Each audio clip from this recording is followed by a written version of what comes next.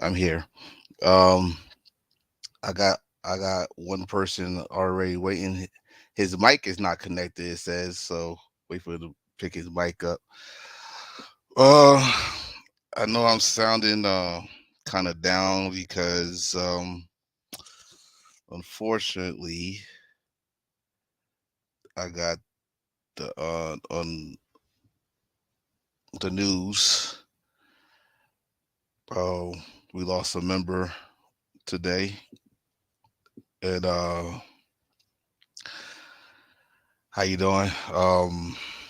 So I'm doing a little pre-show before I get everything settled. I give people a chance to come on. They want to come on. I already sent the links out. I'm gonna send one more out. Hopefully he's up to doing it. If he's not, I totally understand. Um, well, some people are coming late. Uh, our good brother Broken, from Oregon, passed away not that long ago. So if you get a chance, shout out, hit up the members, especially, if I'm not mistaken. Let me go back. His wife is also a member. Hit up a prayer for her if you can. Let me see if I can get. Well, I got one person here. Hey, hey, there he is. What's up? Spider. Yeah, I'm just letting people know if they don't know. We lost a member today. Um, so I can't put the picture up because it's just like we just found out. We just found out. So let's see what I can do right now. While the show actually starts at 8 o'clock. This is just a pre-show. I don't usually do pre-shows. Hey, how you doing, Chi? So if you on if you on Facebook, uh, like, do what you do, leave your comments. You on YouTube, like, comment, share, subscribe, all that fun stuff. So we gonna deal with titles and responsibilities today, bro. I'm not. Of course, we're not trying to start. We just trying to educate. Educate. We got some people that need some education. So, and hell, you gonna educate me because there's a lot of shit I don't know. So A lot of stuff I you wish I didn't know. a lot of stuff you wish you did. Yeah. It is a lot of stuff we wish we didn't know. But hey, when you get those titles, you gotta you gotta know what you're doing. Don't just get the titles for how the young kids say clout. You We got to don't look want at it that. like management. Everybody wants to be a supervisor until the roles and responsibilities of supervisor kicks in, and then you're Uh, like, I want the pay, but I don't want the responsibility. oh, of course. That's what that old saying. Everybody want to be the chief. Nobody want to be the Indian. You know. So Yeah, it's. I'm just saying this because it's more to just right in front of a prospect shirt. It's more to just making prospects doing stupid shit. Um, we're you got do this. These titles are put there for a place to build your chapter up, and I got less than a minute, so we gonna get this shit started as soon as I how you see. been? How you been? Let's Um, have I- a check up on Infamous, I'm Mister I'm at Last Dance. I'm at peace, bro. I'm That's at good. peace. That's Love to hear it. I had to hear nobody down talking me, screaming at me. I'm at peace, and that's the only thing I can ask for. In fact, hold on. I'm just looking at my phone here. Oh, we about to start up anyway, so let's get this show on the road, shall we? Let's do Let's that do it. countdown. Let's do that countdown. We're gonna have people coming on here, but let's do that countdown, shall we?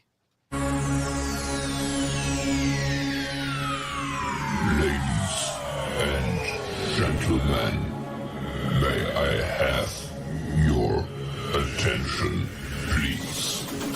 The show starts in 10, 9, 8, 7, 6, 5,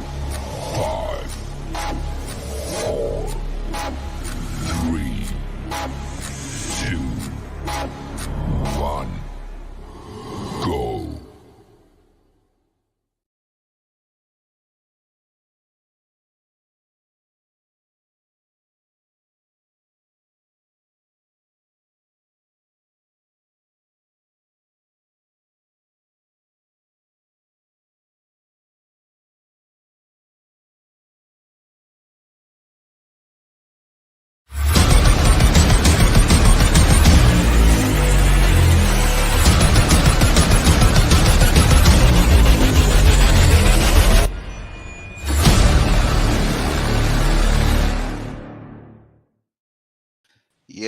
Yes, we are back. One of my I think soon to be many co-hosts tonight. Of course, Spider is a regular here, so Spider might as well be my regular co-host if he wanted it. But I'm the go-to backstage guy. yeah, that's my brother. You see the family resemblance. Anyway, Oh yeah, welcome to the beautiful. show. Oh well, what episode I'm on? 33. 33 episodes, still rolling, still going.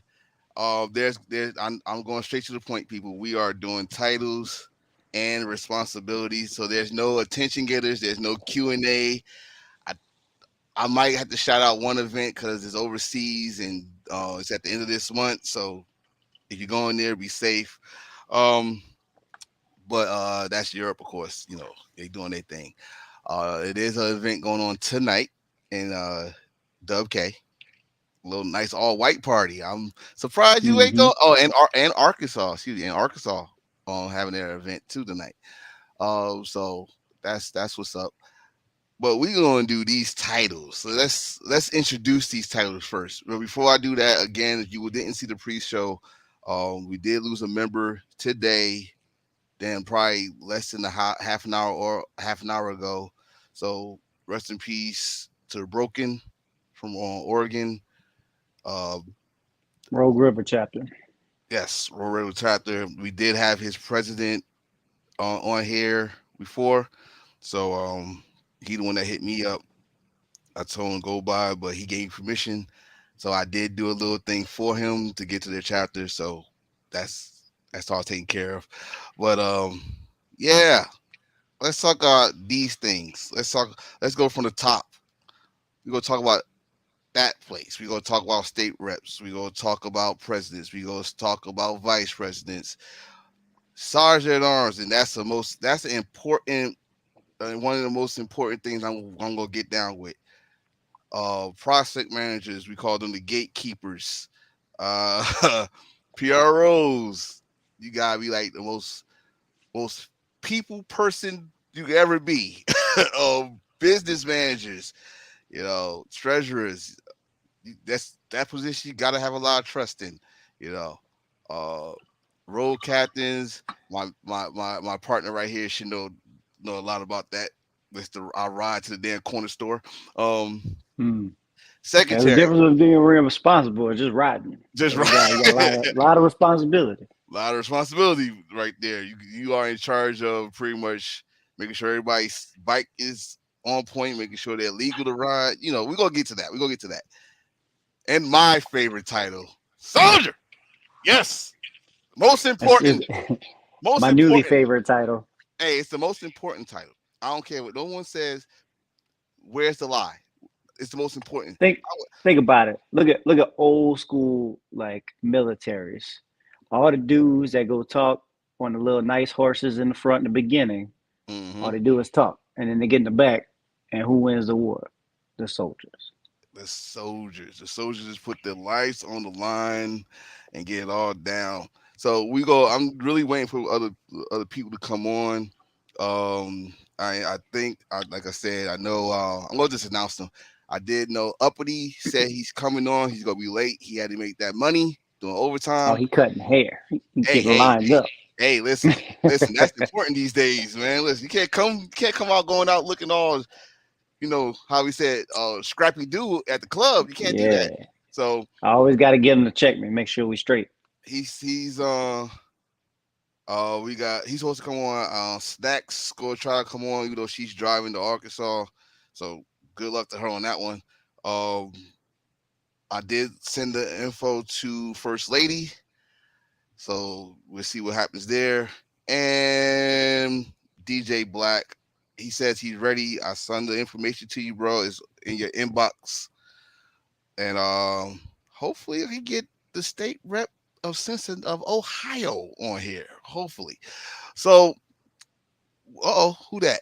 Who that? Who there? Look who What's, here. what's going Look on, who brothers? What's How y'all going doing? on? Oh, Where that doing guy good. come from? Where this I think guy? I know you from somewhere. I think I know I, him from somewhere. I know a Jersey nigga when I see one.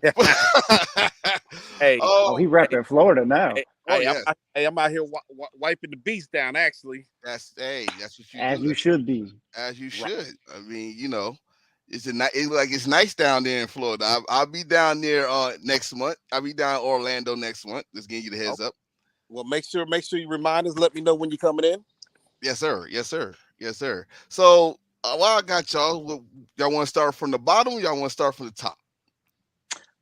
You want to go in order, or you just want to randomize? Because you got a hell of a prospect manager right here. Hey, whatever. This is not just my show tonight. This is your show. We just educating. So where we going first? Hey, I'm just getting on, so I have no idea what we talking about. Well, we're talking about these titles that we got going on and the responsibility of each title. Now, the thing is with this, there's no wrong answer, because we're going by what y'all experienced and stuff. But then if there is some facts to it, hey, it is what it is. So again, where we gonna start at? Where we gonna start? Who put that on here? Put that on. Somebody left a nice little message for me. I can't see it. I haven't seen them pop up yet. The chat. Yeah. No, they on. They live right now. They talking about let's go. They ready. We waiting for, like I said, we waiting for everybody else. He ain't ready. I'm on this motherfucker too at the Devil's Advocate. Okay. All right. That must be the same dude that always on there. My other riding buddy. We'll wait for y'all happen to be good bag. Okay, going back to my quiet place. Yes. We got. Oh, there we go. Here we go. We got. Y'all with these backgrounds, man. Hey, I was gonna do mine too, but you know what? We got shit going again though. So people, what we starting with? Just call one out. Call one out. We all had experiences with every one of them. Even if we haven't held that title, we can tell you what our experiences are with them. Let's go from the bottom to the top. All right. Well, the bottom, of course, is my favorite title of all times. Soldier. Y'all can say it's not a title, but damn, it is the title. It's an important title. All right. So what y'all? So give me what a definition of a soldier. I'm gonna start with Black since he just got on. It's all of us. We're all soldiers. We're soldiers first. Yes, sir. Yes, sir. Every member, no matter if you the newly vested new booty, all the way up to the national board, all the way up to corporate. We're all soldiers in this first. Whoa! Did you just say vested new booty? You talking about those?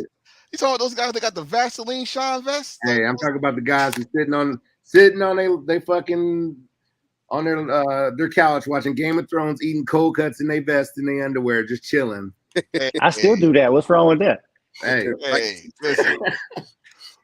listen. When you and I hope a prospect is watching this. When I say this, when there's no feeling in the world after busting your ass for how many days when you put that vest on for the first time. Amen. Mm-hmm. When you put, I don't know how y'all put it on, but I put my right arm. I didn't even start the fucking bolt before I put that left. I put the right. I was already shaking like, yes, I earned this, motherfucker. I earned this. But let me just tell y'all, soldiers, it don't really matter. Like I'm telling you, we're all soldiers. Even when you have a title, you're still a soldier. All right, because At your core, that's where it starts. at the end of the day, bro. At the end of the day, we supposed to. Keyword I said supposed to. If we all come in to an event, club, whatever, I don't give a fuck. You come in the mall. If we all come in the mall, we all leave out the mall. We Mhm. all right, and right there, like I think the most important thing about a soldier is supposed to be the street soldier. The soldier is supposed to be all hands on deck. You know what I mean? Like if we got an event, damn it, you the billboard now, you the advertisement, you the commercial, you doing soldier things, you know. I'm not talking. I'm just talking about here, Rough Riders. I ain't talking about no other situation, no other motorcycle club, because that is a whole different story. And I'm not walking into that motherfucker. All right, I got clean white nights. I ain't walking in that. All right, you know, ain't talking to that dude. But Pitbull, give me your assumption of a soldier. I mean, we already probably said everything you want to say, but you got anything to add on? Well, the thing is, a soldier, even before you talking about actual positions in a chapter, especially for people who don't know your soldiers are the ones that's representing your chapter. Your soldiers are the ones that are setting the field on what is accepted, what is not accepted, the pulse of your community. Getting people coming in, transferring in. If you get new prospects and all that good stuff, you have those. You have the soldiers are the ones that those hang-arounds and those prospects are the ones that are actually seeing how things are going. If they that's helping them decide if they want to be part of that family. Yes, it does. Spider, speak up, bro. Well, a soldier is a person that's part of a team, right? Yes, sir. So any other title we're gonna talk about tonight is just added responsibility to the responsibility of being a soldier. So if you're not a soldier, how could you then be a leader delegating to somebody else? So that's the first thing to learn. Prospect, soldier, leader. Be a leader before you have to be a leader, then it'll feed right into itself. But anybody that's part of a team, everybody's a soldier. That doesn't go away just because a different delegation gets on your chest. Y'all see this coming. Y'all know They exactly already who getting this started. is. They already getting started. You already know who the fuck this is. Shout out to my brother Jay Ryder. Y'all keep your eyes open for the Rough Ride Garage there.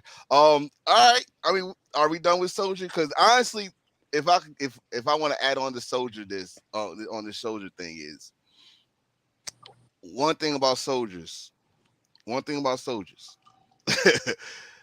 They sure know how to rip a fucking party. All right. Because they don't a soldier responsibility is like I said, to get there and to leave. Also, he makes his purpose, his or her purpose to make sure everybody else is all right. You know, I mean, I understand there are people with that title. We're gonna get to that. That's why I say it's another important position that we're gonna get into. But he's the wild card. You know, like because like me, that's why I say I love this shit. I can have a good time and all that stuff, but if I see something about to go left, I should be a helping hand to that title that's there. That's, you know, Sergeant Arms, Vice President. I should be the helping hand, not oh shit, gotta go, peace. No, I mean, you said it right there. That person has actually more responsibility than anybody else because they're responsible to assist every title. Every. So they got the most important. Like you walk in single, like by yourself into the club, you ain't that powerful. You walk in with 10 soldiers, these soldiers are the only reason you're more powerful now, right? So the soldier got the responsibility to help every single title out. So they got more responsibility than anybody else. I don't want to just fly by a soldier. That's the most important role. listen. We put like this. We gonna go like a sports analogy on this one. A coach or a baseball manager gets all the credit for winning the championship, but you can't win a championship without no damn fucking players. Amen to that. There you All go. right. So soldiers out there, and I don't care for what I don't give for what division you win.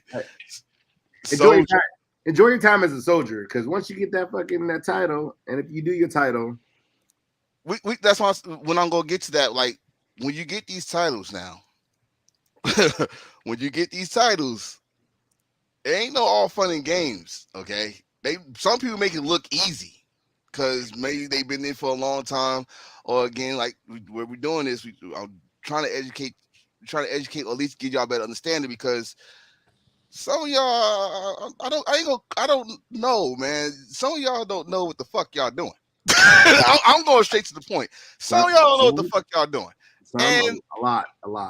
And I don't blame the person. I blame their education. Like I say all the time.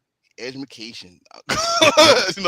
But let's go with the next. So what would be the next position? What would be that next bottom of the pole? No, DJ Black is not taking no. No, I don't want that. Oh, you don't want that. So what would be the next one if we want to get down? Secretary. Oh, hey, secretaries, how you doing? The paperwork. You. Oh man. You ever heard about keeping HR and billing the happiest on your job? Make sure you paid up and you ain't got no problems. Oh, the treasurer and the secretary, those two people, that's HR and payroll right there. Yep. Well, since you start talking there, are you finished, or you want to add on to that? I mean, without your secretary, what is any part of the minutes good for if you come back the next month and you don't even remember what the minutes were?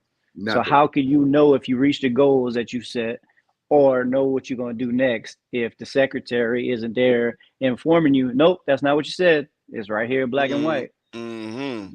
So a very important person. So a secretary is pretty much like a goddamn lawyer. I got the evidence right here, June 19, 2000. Got the 18. Hold on.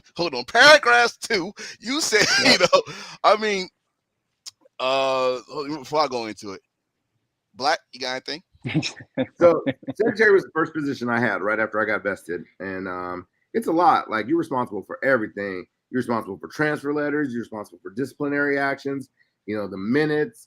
You got to work with the treasurer to make sure you got the treasury reports and shit. Like that's a hard ass job. And if you ain't on some form of organizational skills, this is definitely not the job for you.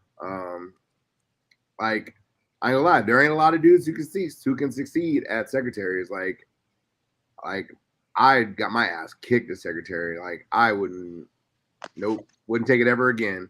But and a lot of people don't. And this is the funny thing, is like a lot of people think that a secretary don't realize that that's appointed by the president. So if your secretary fails, that falls on the president, because the president appointed that individual. That is an appointed position. Good stat. Because that's what I was going to ask. Is that a voting position? Nope, that's an appointed position. Okay. And the president that I had, he's telling me all the time, he's like, "You don't work for them, you work for me. So if they got a problem, send it over to me. You sent the minutes out and they didn't get it, send it over to me." The president I had, he was on it. Like, he's like, "Secretary, you don't answer the VP, you don't answer the sergeant, you answer directly to me." And a lot of times they would have problems. Hey, go talk to your press, because I take orders from him. I'm not elected, I'm appointed. So I mean, that's another thing we're gonna get into. Which one is voted and which one is appointed? And who's this? Wait, we got extra hand, we got extra guests. Who this be? Word one. Let it be word one. Oh no. Oh shit. Oh no. My tall brother. I knew that was gonna happen. My tall brother's in the building. Shout out to Aftermath. Rizzo asshole. What up, man? Oh, and you got in the beginning, good. So we on secretary right now. But if you got something to say about soldiers, you should get it. Yeah, there you go. Have a speak up on that. If you got something to say about soldiers, you can speak up, bro. Nah, I'm good on the secretary part. I heard what y'all had to say. All right, you got anything to say about soldiers? Nope. Everybody's a soldier. All right. Okay. So, we Pitt. What a lot. Turn your blinker off, man. What a lot of people. Yeah, I'm on the side of the road, man. Chill. Hey, at least you're safe. Good job, road captain. Pulled over, turn my hazards on so I can get on this call. Hey, your secretary is all the story of your chapter. Hold on, Pitt. Hold on, Pitt. Go ahead. Say what you said. Say what you said again. I said your secretary is also your historian of your chapter. They are supposed to maintain all the information, all the paperwork, everybody who's come through and all that good stuff. And they're supposed to be able to keep good notes and pass on your history about your chapter. For all other vested members who've been around for a hot minute, that is one issue that we have in our organization is we don't have in writing consistently good history. And that causes a lot of issues when we're talking about history and the Rough Riders. We have some people who are still around, which is a good thing, but what about the members who have passed on with all of this wonderful knowledge? You know, so that is something that we internally, as far as chapter wise and corporate wise, we need to get better, because if it's not written down, it's really about how you feel at that moment. You know, they say wars are history books and stuff are written by winners. Mm-hmm. You know what I'm saying? And that's the way our history can be as well. So yeah, secretary is a very, very important part of it. And yeah, we don't want to downplay that position. Oh, exactly. So what I had to do, fellas, I had to mute y'all so we could get him, because it seemed like it was messing up what he was saying at first. So I'll be on muting y'all. Are you done, Pitt? Yes, sir. Okay, so I'll be on muting y'all on that one. Wait, Black, you muted yourself? Okay. So we're done with secretary. Well, not really, because I got something to say about that. So, like I said, they're pretty much the lawyers of the chapter. Like, they right there, they got the paperwork, they got the minutes, which if you think about it, it changed over the years because it was either paperwork. Now it's technology helped them out, even should have helped them out anyway, by putting this shit on email or Microsoft Word or whatever. But they are in charge of making sure that the minutes, the money, the chapter dues, you know, that's an important thing. The chapter dues is all in paper, so they know exactly how much they have and what they could use to, you know, blah blah. But yeah, now that I learned something, because I always thought secretary was voted in. I did not know, so I'm gonna ask that for each position. I'm just putting the comments on here, but what's the next one after secretary? What, treasurer? Ooh, okay, treasurer. Do I got that? Yes, I do. So treasurer, here we go. Bam. Aftermath. You're new. You got started off. What's up? What you think about secretaries? I'm not secretary, treasurers. I really got to know the position of treasurer when I went to Orlando, and at that time, we had a member named Toll Booth, who was the treasurer. And what he used to always say in the meetings was, "You got to pay that toll," and he handled all the money. Whatever the money was, he handled it. We didn't have to worry about going to events, wondering out who's going to pay for what, because the treasurer always handled the money. Now, the treasurer and the president were over the money as far as if they had to have cards or bank cards or whatever the case may be. But the treasurer was the main person that handled the money, period. No matter what it was for, no matter what it was going to, That was the treasurer's job, Right. to keep the money in the account. So everybody know at any time if I want to ask about the money, they're supposed to be able to tell me anything and everything about the money down to the last penny. Okay. And that's all. Is that appointed or is that voted? That's voted. Okay. And I've seen it be appointed and I've seen it be voted. But the problem with appointing people is that when you appoint somebody, you go by favoritism and who you think is best, and that may not be who the next person thinks is best. So that's why you should always vote for every position, unless it's on a national board. It's a little different. Oh, are we gonna go past that line? Talk about that. We'll see how the conversation get. I mean, aren't those positions in Rough Riders? Yeah. All right. Well, you got more experience than all of us, bro. So you gonna have to educate us on that. Experience ain't the point. The point is, this is the thing. I could be in this shit for 25 years. You could be in for 6 years. If I'm wrong, I'm wrong. Experience don't make you right. That's true. That's true. That's definitely true. Spider, treasurer. Like he said, he kind of hit it on the head. You know, anybody in the chapter needs to know they should be able to call that person.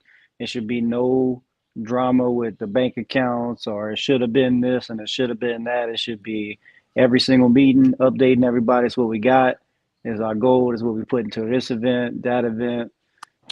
That person's in charge. I mean, that's your accountant right there. That person needs to be on top of that. Black.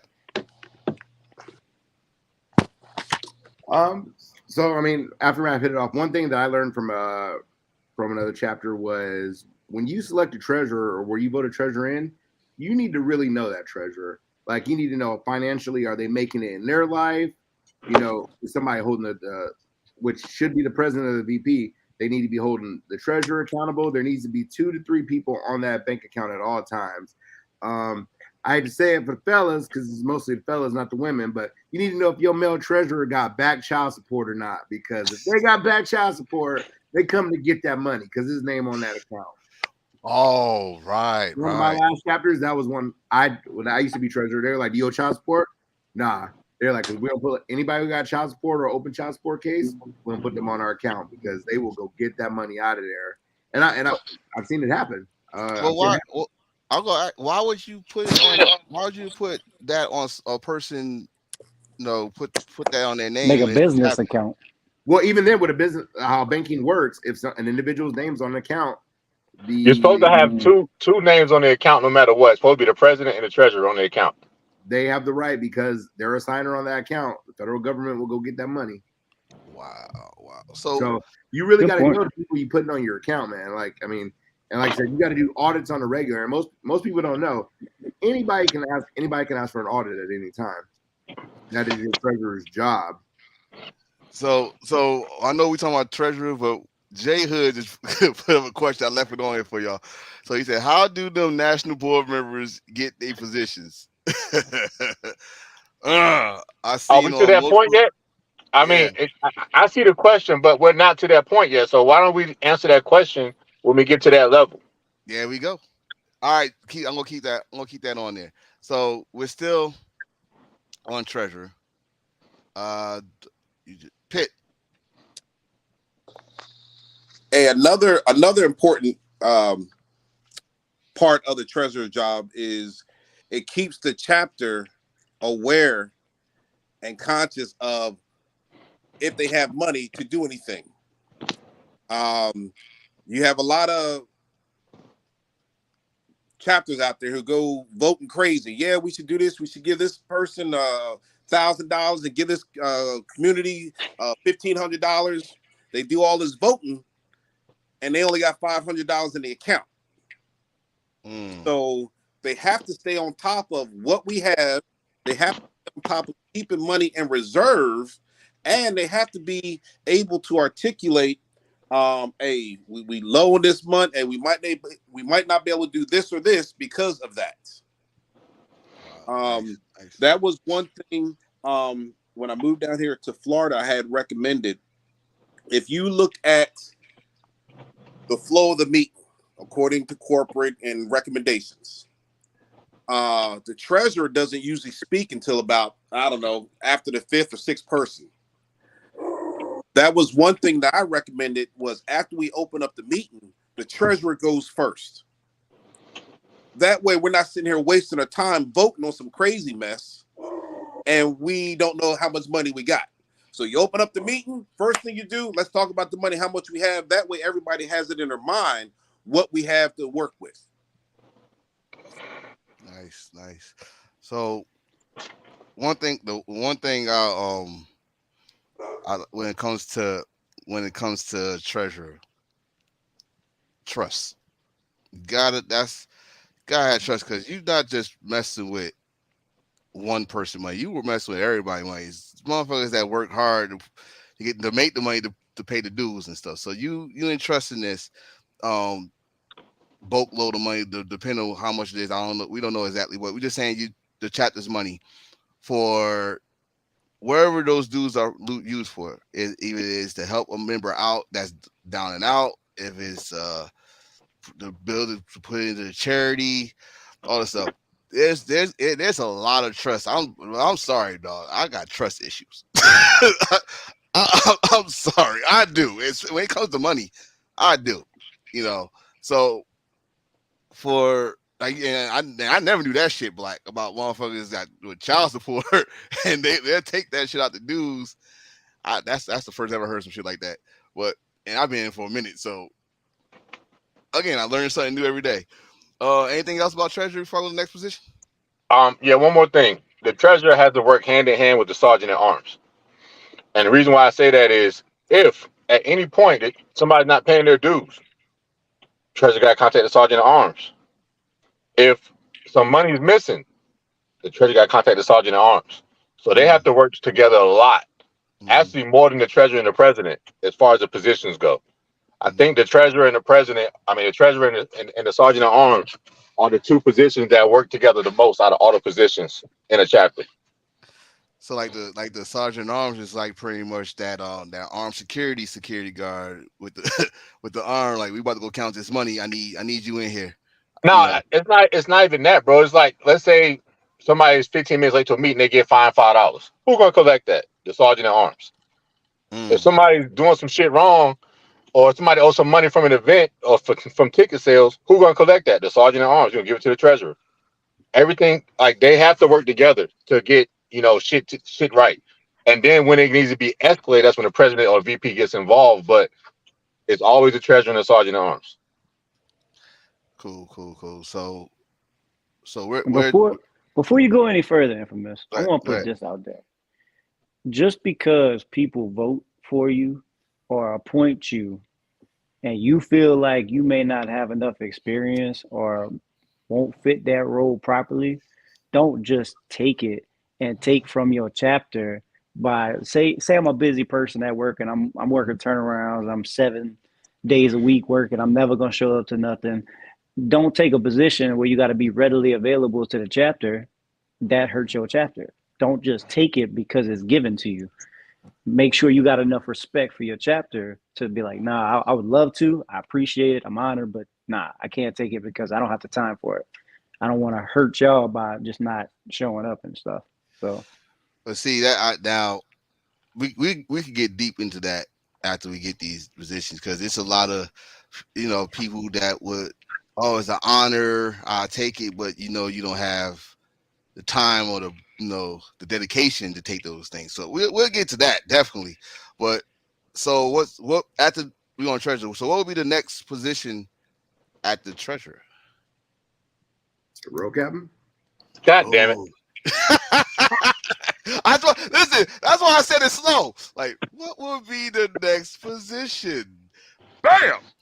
Road captain. And let me say this. I'm glad that came up next, because motherfucker Aftermath takes this shit fucking seriously. So I'm gonna start with you, big bro. Nah.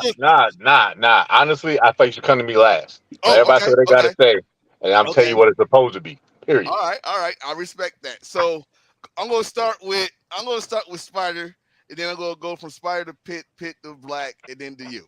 So Spider, road captain. Talk to me. I would say as an example, like in our state, I know we do prospect rides. And the reason we do a prospect ride is so they get the knowledge to how to be a road captain if you ever got that opportunity. Know what is, all included. You got to do the ride, got to make sure everybody's safe, check the bikes, make sure the stops is good for everybody, the speed, all of it. So it's kind of like the soldier position to where you may show up somewhere and they lacking X amount of road captains. You got to be able to be counted on to step in, even when you don't hold that role. But a road captain ultimately controls everything on the road. He's going to lead you there. He's going to make sure that he's got a guy in the back telling him what's going on in between. He's going to make sure you flow with the traffic properly. That person is ultimately responsible from A to B to get you there safely. Everybody else follow his lead. All right. Pitt. Uh-oh. We got mute again. Hold on, Pitt. Hold on, because I can't hear you. I'm sorry, I still have my mute. Okay. Road captains was supposed to be putting together the road trips and all that good stuff. Road captain's job is important, especially for your newer members. Yes, the prospect manager is working with and training the new members, but you also, hopefully, your road captain is working hand in hand with that individual. When it comes to group rides, when it comes to individual rides, I think another important part of the road captain is you want them to have some type of knowledge on mechanics of a motorcycle. I'm not saying you got to be full-blown mechanic, but I want to need you to know the basics on how to check someone's brakes and lights and all that good stuff. Mm-hmm. Nothing worse than you having a road captain who don't own or ride. How they gonna be an effective road captain? Ooh, yes, Lord. Black. I agree with Pitt. You got to have an effective road captain. My current road captain, he, like you said, he checks, he does maintenance, he helps with maintenance. Hey, you got a broken tail light, let's get that fixed. He's always got solutions, and so that is, safety is number one of them. Spider touch base, when you're on the road, they control everything. It doesn't matter if you're the Prez, VP Sergeant Arms, they're responsible for everybody's safety. Our road captain, we use Life 360. If we're on a ride and we get split up, we know where our members are because we instill, thanks to our road captain and our Prez, we use Life 360 to know where everybody's at on that ride. He's checking to make sure everybody gets home safe. Safety is number one. So, the other two touch base on it more than I. Let's see what the national road captain has to say. Well, wait, before he go, because he's gonna go off. He's gonna go off because this is baby. This is baby. He's gonna go off. So I'm just gonna speak for what I've seen, especially by my big brother there, because he, like I said, this is baby. But I think I'm gonna touch on pretty much everything y'all just said. I've seen road captains that gotta, they gotta map out the ways on certain spots. They gotta, if you're doing hood rides and stuff, they the ones that actually map. Oh, wait. I'm sorry. Hold on. It's about damn time up. I don't do that, man. But he just got work. I'm just fucking with him. But a road captain, like you said, should, especially one, who the fuck will appoint a road captain that don't ride? If you do appoint a road captain that don't ride, you should be shot. But done. I know. I'm just making sure you know how I fit. This motherfucker put his helmet on. Lord have mercy. Oh, it's gonna be one of those episodes. But make sure your paperwork is done. Make sure your bike is in good condition. Hell, make sure your bike is either fucking legal to ride. These fucking, like, these cops, you looking at people license plates, it's like, oh, that shit out of date and come get you. Like Pitt said, make sure you at least know how to do the basics of how to mechanically take care of a damn bike. Don't want to go out there with one fucking screw missing at the end, or pop a chain and you on a fucking long ass ride. Make sure your shit is not, because when I'm about to say, everybody probably remember this. You was in New York doing X. I know I'm saying this for some certain states go out license plates. Jay, god damn it. If you was in New York doing the X showroom, you know how many bikes got overheated in the middle of that damn ride and they couldn't move and shit. that's important. Like, so if you got this big of a ride, why did your road captain let you go on this ride with your bike not intact? You know, so I'm gonna go pass it off to the national road captain and let him cook. So go on, Aftermath, do your thing. I'm gonna go ahead and say Wait, this hold first. on. I don't know. Uppity. You I missing don't know if Uppity. y'all know, but Is Uppity, are you ready, Uppity, or you? hold on. All right, Hold on. Let me say something first. let I Aftermath don't go. know if y'all know, but when I was the operations road captain, Uppy was my N1. That was my guy right there. So he needs to go next, and then Oh, I'll just finish it. okay. Well, first of all, welcome to the show, Uppity. Welcome to the show. Speak your piece, brother. Hey man, what's good, man? Sorry, I'm like a Jamaican man. I work 18 jobs, bro. Y'all know that. 18 jobs, man. Hard out here. You gotta understand. So we on road captain. Road captain. Hard. Ooh, Jay on it. Jay on this one. I'm surprised Jay ain't on this one. Oh, he on it. Oh, He okay. on it. You know that motherfucker on it. He's I'm coming about like to a say- motherfucker. That's him. I'm about to say that's his baby. Well, like Optima said, man, I was in N1 for a few minutes, and yeah, I was up there for a few minutes. It was lovely, but I think a lot of times with the road captain, people look over the road captain like they don't really respect the road captain because they be like, oh, I ain't got to listen, here's my bike, but like I think I'm pretty sure I heard somebody say, I couldn't hear what it was, but they said, like, man, the road captain is in charge of the ride, man. He's in charge of security of the ride. You're in charge of physical aspects of people, right? Like, man, if you go outside and you see somebody's chain clapping like ass cheeks, hey, bro, you're not riding that bike. Sorry. That's not cool. Like, Yes. it is what it is. If I go outside and look at your forks and you got oil all the way down, going down into your rim, hey, bro, you don't care about your life. Mm-hmm. People get mad when you point them out. I'm not trying to call you out. What I'm trying to do is keep us from getting 15 minutes down the road, and we got to pick your ass up. Mm-hmm. That's what it is. And people get mad at the road captain. And road captain, you ain't got to do that. You can just walk around, do a little quick physical, like, cool. And then, if they got their chest poked out, go back talk to the sergeant on the prayer. Hey, man, look, buddy bike over there, he ain't going to make it. The bad thing is these people be knowing they bike not gonna make it. So like Aftermath, y'all up in New York, right? These motherfuckers start pulling out bikes that ain't rode these some bitches in 2 years. But because they want to be great and be a part of something, let me pull my shit out just so I can get that perfect photo. Mm-hmm. Be part of it, cross my fingers. Hey man, I was there. You seen me? Yeah. But what you didn't see was when we got 10 minutes down the road, your shit had antifreeze all over. You didn't see that part. Yes. And that's what I was talking about. But I'm not even going to finish. This your department there at the Math Cook. So first thing I'm gonna say is this: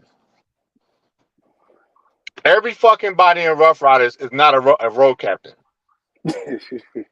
Let me go ahead and shut that shit down right now. And I'm gonna say this: when y'all have a chapter meeting, at any point does the road captain run the fucking meeting? Everybody gonna say no, and I'm gonna say why, and they're gonna say because that's not his fucking job. So with that being said, if you are not a fucking road captain, it's not your fucking job. We don't need your fucking help. Second of all, road captains should not be road capturing. That's a word, road capturing, with a motherfucking person on the back of their fucking bike. I'm gonna Google that to make sure. But that is fucking stupid. If you're a road captain, you should not be fucking leading a ride with a person on the back of your bike. Like it or not, it's facts. It's hard. Number 3, road captains lead the rides. Not a president, not a state rep, not a sergeant at arms. And on top of that, Spider, a sergeant at arms should not tell anyone in the ride where the fuck to ride at if a road captain says something otherwise. I'm letting this man It makes cook. for good friends, though. Let It this. makes for good arguments. Yes, it does. So let this man cook. Number 4, putting fucking armor on your tires is the stupidest shit in the fucking world. Look, I want my Harley to look clean as a bitch. Y'all don't do that? If I catch another motherfucker on a bike with armor on their fucking tires, I'm smacking the shit out of them. Lord That's so you can drip Jesus. around the curb, bro. That's why you can drip around Nah, the curb. you're gonna drift around the curb, around the fucking grass, around the fucking fence, and 2 more bikes That's of what so you're gonna be in dumb. a fucking drifting. That's why the road captain didn't know about bikes, because people be dumb. I put this on my Now- car all day. Now I'm gonna say this, and I'm gonna be real with you. Like, everybody isn't meant to be a road captain, and when I was doing the state road captain program, I was contacting the state reps, and I was saying, who do you think out of your road captains is the best option for a road captain for the state? Because they would know, as far as the state rep, who are the better road captains in the state. So that position I didn't want to be voted on. I wanted to be appointed by the state rep. Now, in a chapter, you're supposed to vote for a road captain because the chapter members should know who has the most fucking sense on a bike, who's capable of doing shit. I've seen motherfuckers get vested on Tuesday, become road captain on Wednesday. And then and I'll meet them at an event and be like, hey, what's your position, man? Oh, I'm a road captain. How long you been riding? 6 months. The fuck? Yeah, that's the best road captain. I am in. And I'd be like, hey, man, have you talked to your state road captain or your national road captain? Oh, I don't know who that is. Ain't that a bitch? They don't know you, bro. It ain't about knowing me. It's about knowing who the fuck is in their state. I mean, we are responsible for making sure everyone keeps their maintenance up. A lot of road captains don't do that because a lot of members do say, it's my bike. And that is your bike. And I respect that. Yeah, the road But this is captain. my life. So, are you done? Because I got a question for you. I got a question I've been wanting to ask you. You know what? I'm gonna stop because my ears are getting hot, my nigga. Like I'm getting hot. So I'm gonna stop right there. I do got a question. I think even Jay Ryder would appreciate this. So, right? Am I right or am I wrong when I'm about to say? Rides, hood rides, whatever, memorial rides, whatever. Bikes, slingshots, or spider Can-Ams, whatever. Cars. In that order. Right or wrong? I don't give a fuck if you're a state rep, a national state rep, a national president, and you're in a fucking slingshot. You're not riding in front of any fucking bikes unless you are Wading. He's the only one. Now, I will make an exception. When we did the motherfucking fallen soldier shit, Cashmere was up front in the slingshot because that's Cashmere's thing. Couldn't say shit about that. That was her thing. But that wasn't a Rough Rider event. So on a Rough Rider ride, bikes, Can-Am, trikes, whatever the fucking other gay ass shits is called, and then cars. Okay. And there is no, oh, you gotta have a fucking sports bike to be a road captain. Fuck that. I've ridden my Harley better than half of them bums that was on fucking sports bikes, and I got documents to prove it. Thank you very much, dear. Breathe. That man cooked to his Now, ears. Jay Ryder, I know you're gonna say something, motherfucker. So go ahead and say it. He's been fucking cooking his whole car. So. His thumbs are smoking.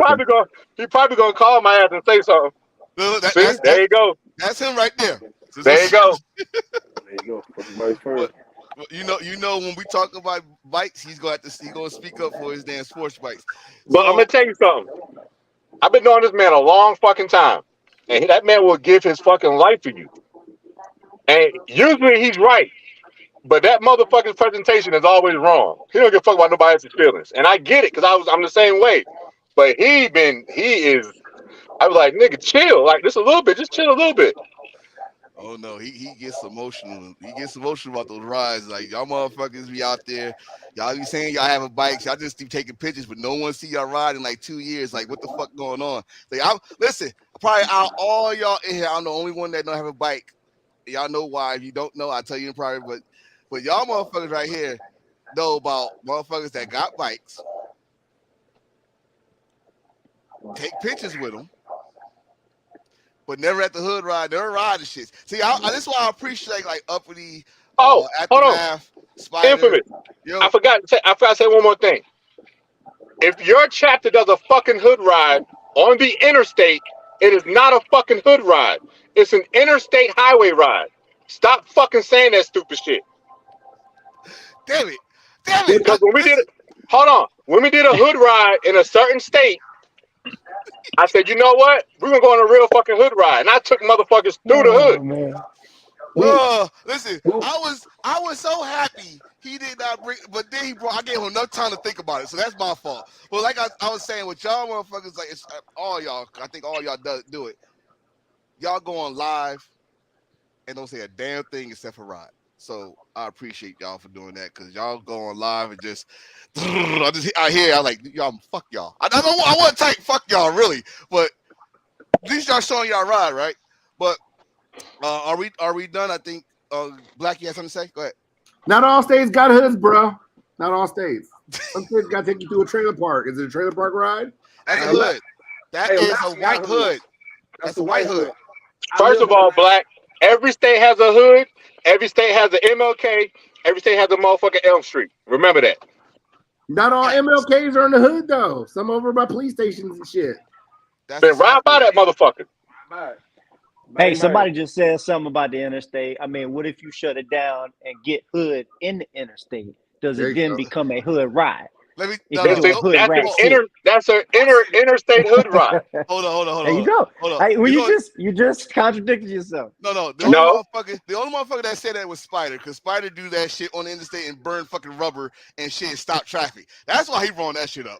I'm not the only one. People be wheeling and doing all kind of crazy. No, motherfucker. I'm sorry. Hey, look, the national road captain passed me up on his Harley like he was racing somebody or running from the police, and I had to go catch his ass, and I was on a crowd track. So I'm not. That 128 don't play. Listen here. Hey, I did mean to say one more thing too. If you guys are doing a hood ride and you're in formation and you want to act the fuck up, all you got to do is get out the fucking formation and do your thing. If you do that shit while in formation, I'm coming at your head. Get out the fucking formation, do your thing. For example, you motherfuckers that like to fucking make strange clouds in the middle of the street, don't y'all know the fucking tire pieces become right behind people and shit like that? Yes. Apologize, sir. Apologize.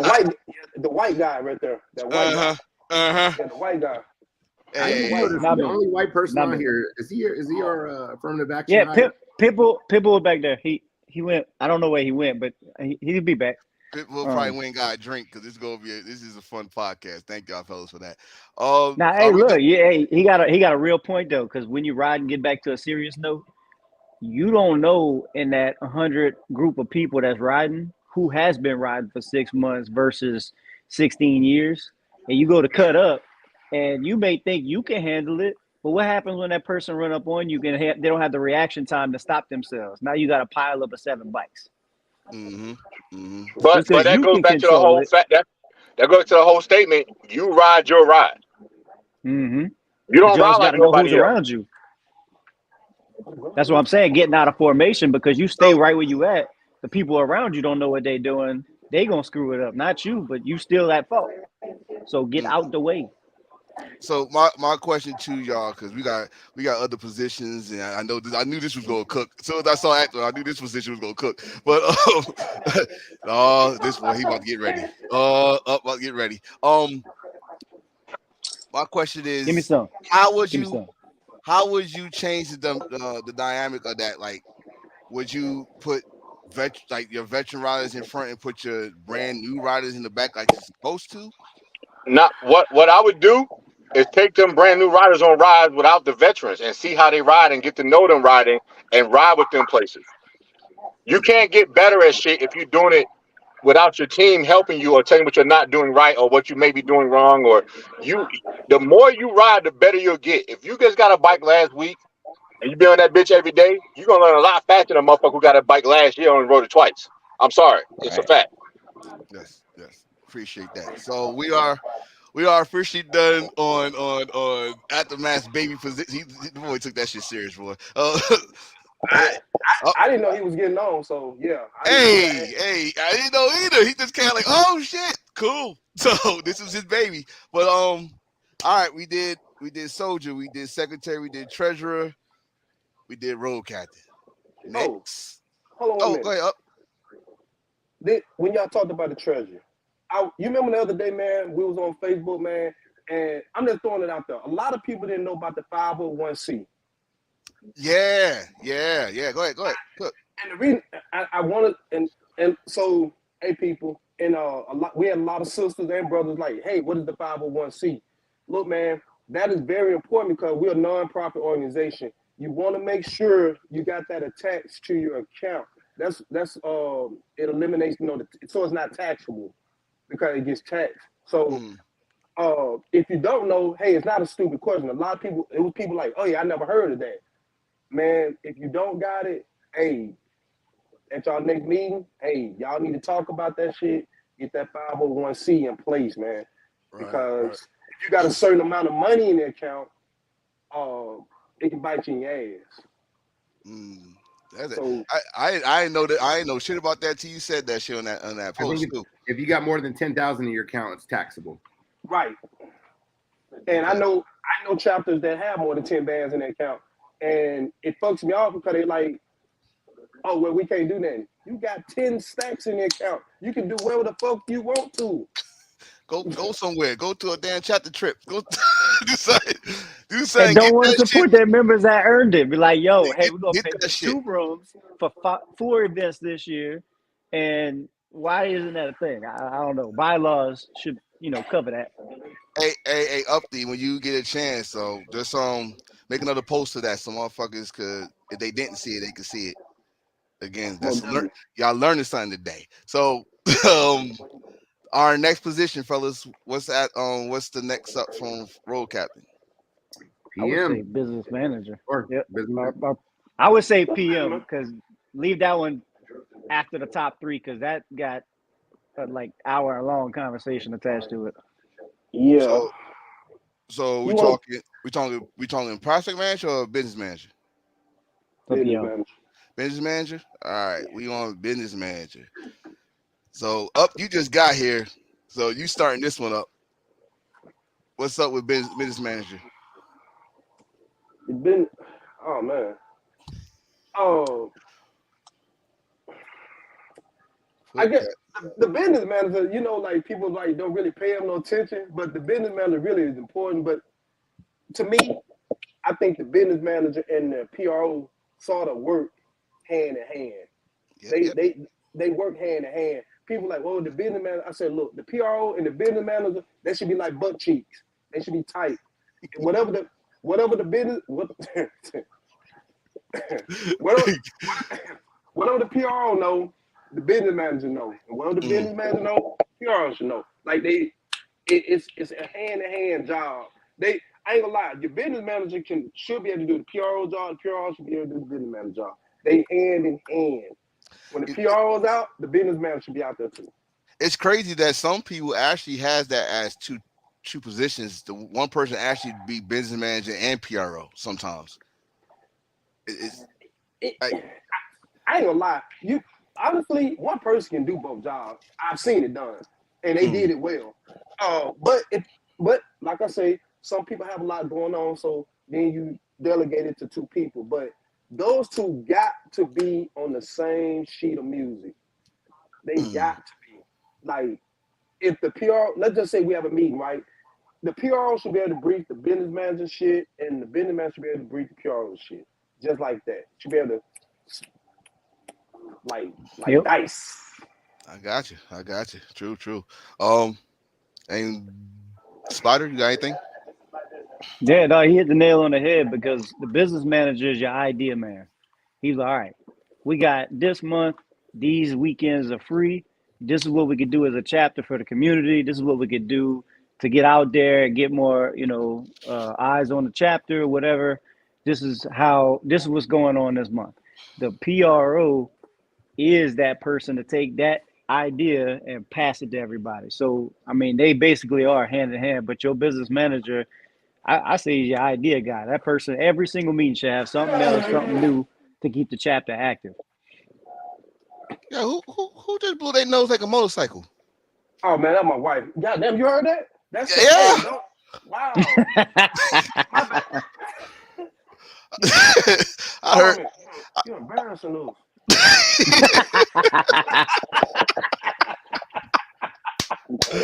Oh man. Pitbull, what you got for me? Pitbull. Oh, that was. Oh, you sound you got cold. What's going on, man? Hey, definitely not taking away from anything that the business manager does.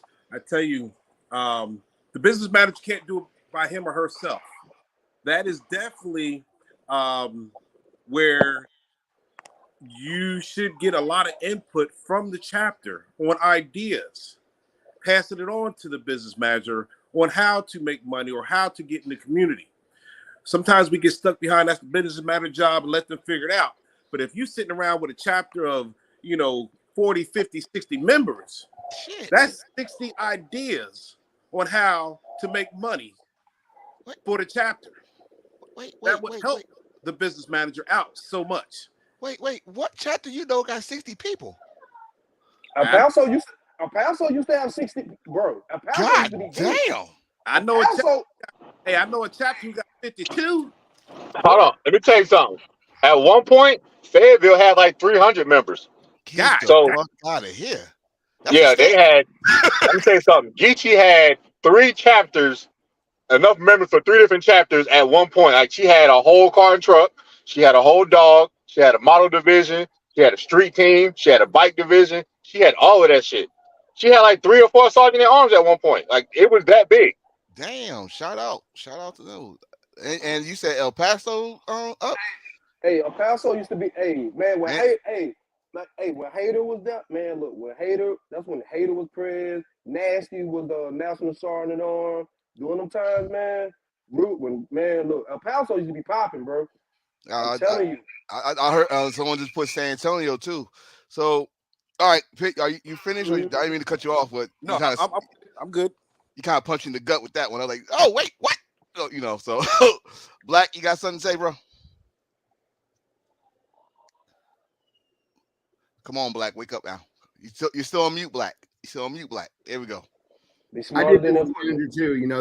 That individual has to be a business-minded individual. They can't just be some N-word that has no idea how to go talk to people, has no way to engage with individuals. You can't just out there looking like a fool, trying to rep your chapter. Say, well, I'm the business manager. You have to be business-minded, and you have to think like a business. That's points of a blank. Like you gotta be able to talk to people.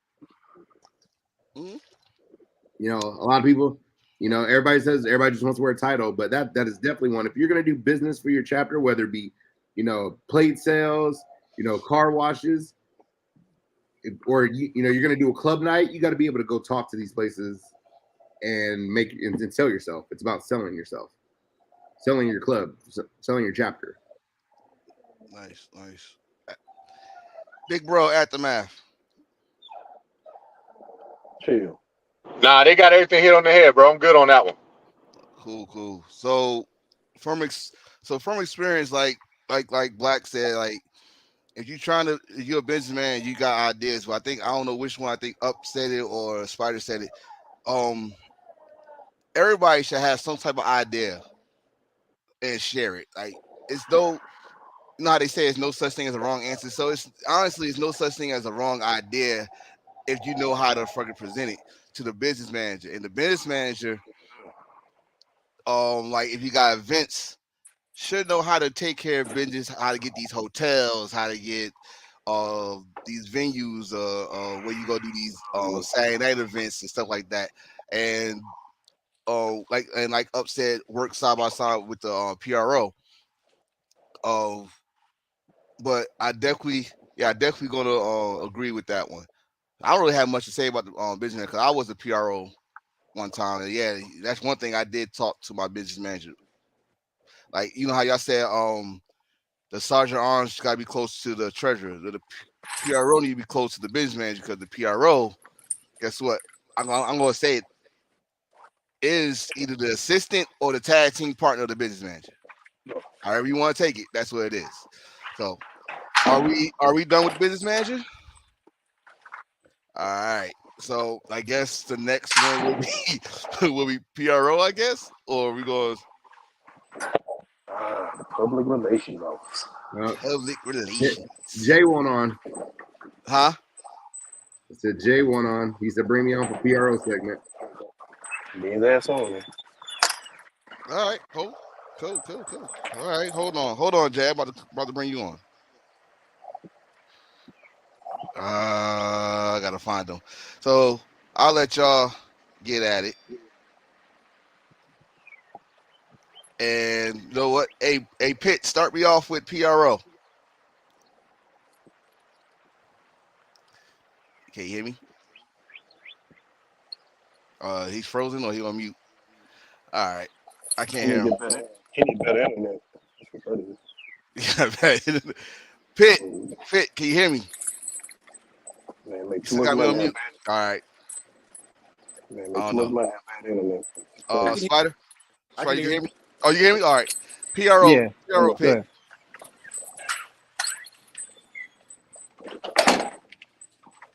Oh, now you can hear me. Come on. Spider. Come. Well, the PRO, that's the voice of your chapter and the market. They, build relations with your vendors, the public, your MCs in your area, any kind of events they got going on. That person passes the info to them. Make sure that the public and everybody surrounding chapters is informed of what you got going on. So they got to be the voice for everybody. If y'all got a new event coming up, they the ones responsible for putting it out for people. The whole chapter is, but that person needs to come up with, the information, to pass it, the flyers. They have to be able to be a good public speaker. They have to be able to pass information. A very outgoing person should be your PRO, and somebody that's very active in the chapter. All right. Well, let me say this. PRO one, and this is why I know I wasn't a good PRO. I'm definitely gonna say it out. I was not a good PRO because the PRO gotta be a people person. That's not in Rough Riders. You gotta communicate with outside of Rough Riders. You gotta work on relationships. Remember, public relations. You gotta work on relationships and also where the party at. They the ones like you. If you had an event, if you had a bike night, and you get these damn flyers, if you all got those damn flyers on our vehicles and shit, you pass on to the PRO. So we put a PRO list and stuff like that. I'm just going from experience. Like I said, I was not a good PRO. That's why didn't last long. We got somebody because I think he want to talk. Are you ready, Jay? Oh, I'm ready. Can you hear me? Is this thing on? Because I don't know how to work this shit. Oh, God, Lord. It's on. Go. I only know how to ride a bike and turn a wrench, so I don't be knowing this electronic shit. Oh, God. Am I in? Okay, yeah, I'm in. I see you. You see you. Come on in. Speak. All right. So we on PROs now? Yes, sir. Good. So one of my main gripes with Rough Riders, especially in this day and age, because we're not like we used to be, is a lot of people making us all I ask is motherfuckers don't make us look stupid out there, so that way, people could put shit on like SFMC, Suck Free MC, and like, look what this dumbass Rough Rider's doing. Then the rest of us got to deal with the shame of the shit one dumb motherfucker did. You know what I mean? So I just want motherfuckers to not do that. And lately, the goddamn PROs for about the last year, I've been noticing when I would look at these fucking annual flyers, is I could tell that they don't ride a fucking bike because they've been putting bikes on the fucking flyer that, like, we would roast a motherfucker for riding. You know what I mean? Like, it used to be like the minimum you come in with like 600. You come in at 600, you're like, okay, dog, you good. Anything lower than that, we kind of roast you, right? Man, I've seen on the fucking cover of, because to me, I mean, the PROs does the flyers, right? at least approves them. So Yeah. when they got fucking bikes on there that we wouldn't ride, you know, and then they put it out like that, it makes us look like we ain't, like, you know, we're pulling off stock pictures off the fucking internet. And a lot of times they're the motorcycle manufacturers, like advertisement pictures with the big ass mirrors and the reflectors still on them and shit. You know, it's like, don't y'all got a fucking member with a bike that y'all can put on there? A nice bike? And in the last year, I've seen a fucking Ninja 650, which is like, okay, that's barely, you're pushing the line with that. Then I seen a fucking a Ninja 400. I seen an R3, and then the other day, about a month ago, I seen a fucking bike on a flyer that was a goddamn toy. And this fucking PRO, whoever did that shit, didn't even have enough sense to know that it's a goddamn plastic toy, and they thought the shit was a real bike and put it on the flyer. Luckily, SFMC ain't got a hold of that shit yet and been roasting us. And I just want us to be able to be proud to be Rough Riders without getting fucking roasted in the streets. And these PROs should be more bike orientated to know that, hey, that ain't a fucking acceptable bike to be putting on a fucking Rough Rider flyer that's going to be blasted all over the internet. Am I wrong for thinking that? You talking about a race? He definitely got a point. You the voice, you the face. You look ignorant. We all look ignorant because we all got to approve it, right? So you got a real point there. It's funny, but you got a point. A fucking toy, plastic.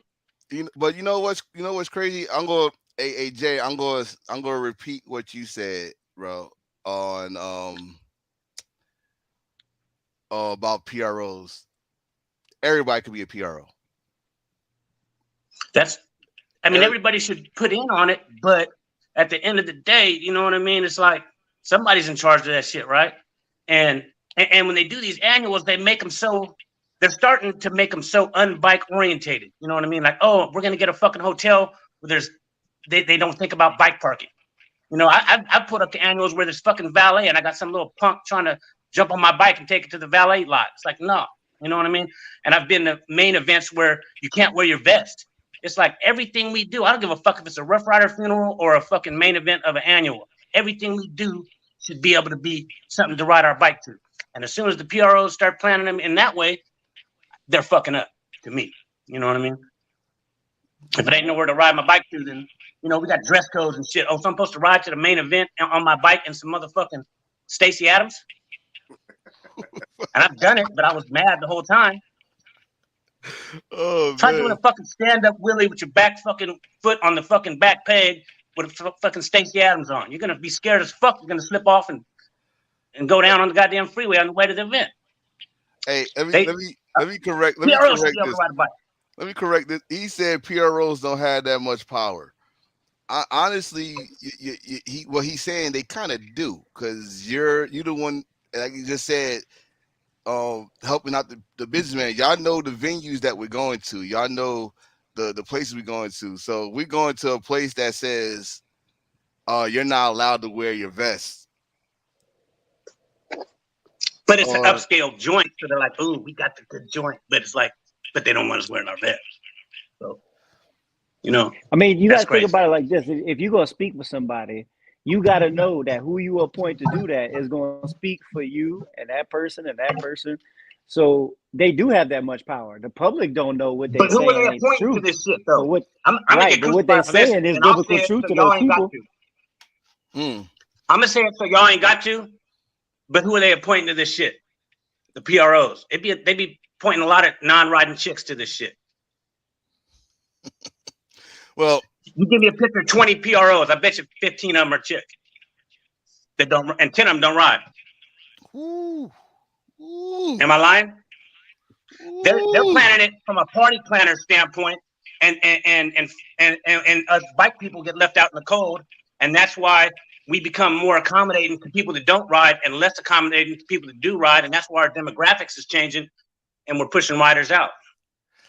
So if you go that way, you gotta think this also too, because I think most chapters got this thing called event coordinator. Yep. And that's just another fucking fake PRO, but yeah. But an event coordinator should know their market and know what they're trying to, push. I was going to say they that's got the good PRO assistant. That's what I was gonna say. I was gonna call it the assistant pimp on the PRO, assistant pimp. But I'm gonna have to calm you down, Jay, because you get hot, you cooking. Now, hey, Pitt, are you ready now, or you? Oh yeah. Hey, okay. The only thing I gotta say about the PRO, already mentioned, is PR. The position itself, especially we are talking about keeping on the pulse of your community, as far as your MCs, your RCs, your SCs, and your 1%ers. Knowing if there's drama in your area, if anybody should know first, it should definitely be the PRO. He or she should be. You got these two. You don't think the sergeant at arms should know that shit first? Say it again. You don't think the sergeant at arms should be the one knowing that? Yes, they should. But what I'm saying it from the PRO's point, because they're the ones actually communicating probably more so with the other clubs, find out what they have going on and stuff like that. Right. Because depending on your market, you got MCs and 1% clubs out there beefing and shooting and all that stuff. They should definitely know what's going on, of course, along with the sergeant at arms. Right. Who I didn't talk to on this? Who didn't? Because Jay just came in and started cooking. Maybe lose my damn count. I have that on my mind, man. I've been seeing them fly, and I sent them to other, some people in my little circle back. Man, look what they did now. I was like, man, please don't let this shit get on SFMC. And luckily we didn't dodge them bullets, but man, I know it's coming. Look at them Rough Riders with the plastic bike on the flyer. Oh man, hey, it's coming. Up, you want to get in this? I know I ain't here for you about PRO. Y'all pretty much hit it dead on the head, man. Pitt said the same. I mean, he hit it dead on the head, man. A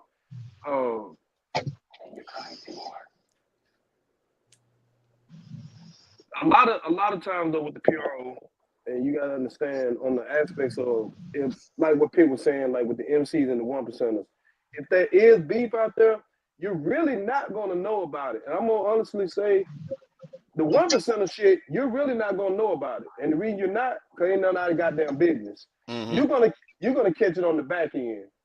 You're really gonna catch it on the back end. I ain't gonna lie, I pulled up I've been at 1% of clubhouses, and you won't know shit going on until you see how motherfuckers pull up. Like, if you see somebody pull up at a clubhouse too aggressive, like, fuck, yeah, it's time to move around.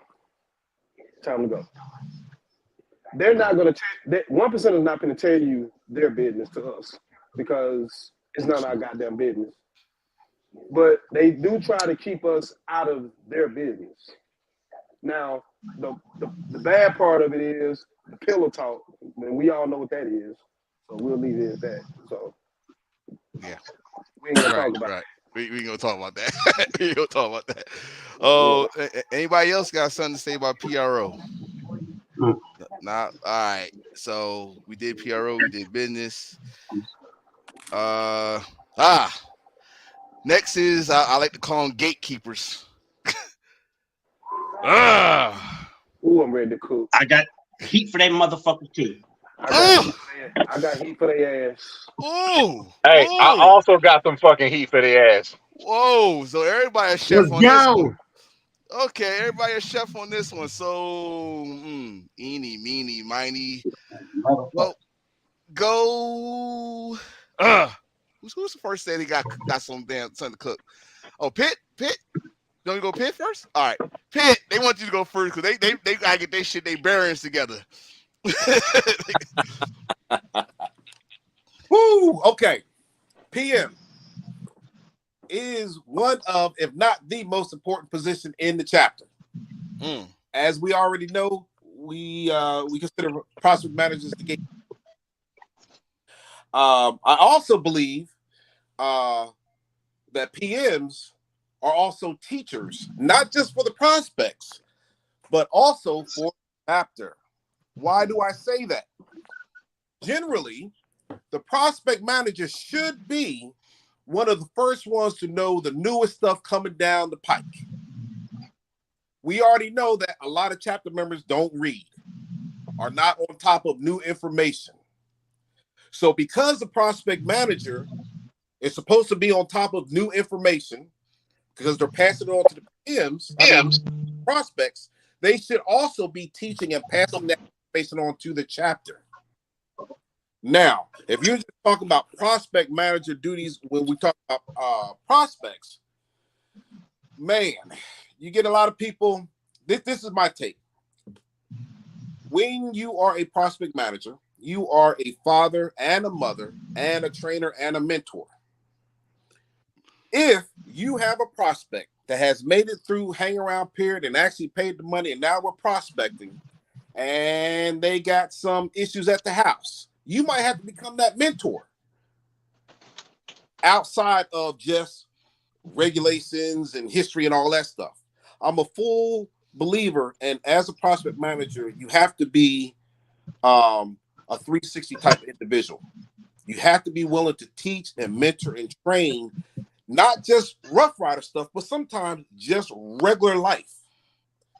Very first page of the prospect manager says, during your journey, you will be changed. This will change your life. If I'm bringing in a person who, per se, has never had to work on teamwork, I might have to spend some extra time training and mentoring this person on how to become part of a team. I might have to pull this person aside and teach, hey, let's this is how we're gonna budget. We can't hit all annuals. You got to do 2 out-of-state annuals. So let's do your budget. Let's plan it, even if it's 6-7 months down the line, so that you can attend this function. Now, when you're just talking about the knowledge when it comes to prospect managing, the PM got to be on his or her game. Got to be. You got to be able to read. You got to be able to understand what you read. And you have to be able to relay that information to other people. The way you teach one person and talk to one person, you can't do it to everybody just because that's the way you are. You have to be able to adjust who you are and your teaching styles for your different people that you have coming through. That's the short version. That's the short version? That's kind of long as fuck. I mean, you went freaking TD Jakes on us on this one. Hey, goddamn. Hey, please let me go next. Oh, okay. I mean, Pitbull went TGJ on us for a minute. Like, you start preaching. But that boy's dad. Hold on, let me put that boy smart. That boy smart. Hey, look at that. You know what? That's one position I ain't gonna lie to. I've been VP, I've been treasurer, I've been PM. I take a lot of pride in being a PM. I really do. Okay, we see that. We see that. All right. Aftermath, you wanted it. The spot's on you. All right. First things first. Prospecting now is a complete 180 of what it was 10 years ago. Yes, it is. Thank you. First things first. Now, I'm going to give you a little backdrop so that way you understand what I'm saying. Jay Ryder can tell you the same shit. When I came in, there was no prospect motto. There was no fucking paperwork. There was no fucking essay. There was no fucking test. There was no fucking prospect schedule. If you showed the fuck up, did what you were supposed to fucking do, you went the fuck home. When they called you, they needed you, you showed the fuck up. That's it. You ride your fucking bike. You put miles on your fucking bike. You do your fucking job. You get vested. Me knowing the prospect motto don't make me a fucking prospect. Me knowing how to fucking write a 3-page essay don't make me a fucking prospect or a vested member. I know more vested members who came up the old way that are better members than these new motherfuckers that's doing paperwork. That shit is fucking stupid. And that's my opinion. Matter of fact, that may be a couple of our opinions. When I came up, it was, and this is one thing that pisses me off about prospect managers now, and no offense to Pitbull, but a lot of prospect managers now are telling their prospects, wherever I go, you go. Whatever I do, you do. You follow behind me and nobody else. Hold on, motherfucker. Are they prospecting for you and your chapter, or are they prospecting for fucking Rough Riders? Because they're prospecting for Rough Riders. When they get to a Rough Rider event, them prospects are supposed to be under the PM of that fucking event to fucking work. That's it. Wiping down bikes. I went to Mississippi. Where were we at when we was at? Was it New Orleans? No.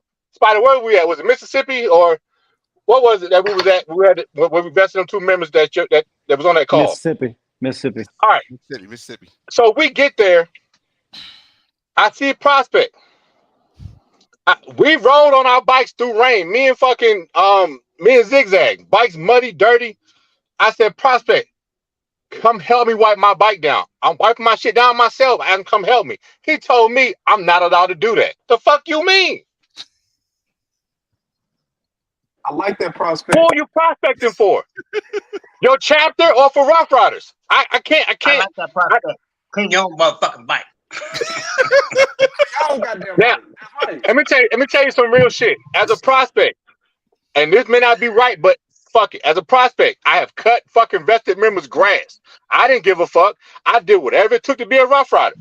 I went to motherfuckers' houses and watched their kids while they went out and fucking party at the club. I've done all of that shit. And you know why I did it? Because I wanted to be a Rough Rider. I never wrote an essay. I never fucking got a goddamn prospect motto. Never did none of that shit. And guess what? Half these motherfuckers can't hold a fucking candle to the niggas that's in here now that's been here more than 20 years or 15 years or 10 years. So when you baby prospects all the way through, motherfucker told me one time he had a push-up profile. Nigga, we ain't in the fucking military no more. The fuck you mean? So some of the shit that doesn't make sense to me, like when you start degrading your standards to get motherfuckers in, you start getting lesser quality of people. And then the more the motherfuckers you get lesser quality of a fucking chapter. Then the more the motherfuckers you get lesser quality of a fucking state, which transcends to a lesser fucking quality of a fucking nation. Yep. And they're trying to be better prospect. They're trying to add shit to the prospect and thinking that they're getting better prospects. And to me, they're getting worse because to me, they're doing shit that's weeding out the real motherfuckers and making only these needy motherfuckers that ain't got no friends that are willing to put up with all that bullshit. Because I see prospects putting up with shit. Ain't no fucking way I do that shit. And then you get most chapters who are usually all bike. But in the regs, it's supposed to say 80-20. I get that. That's cool.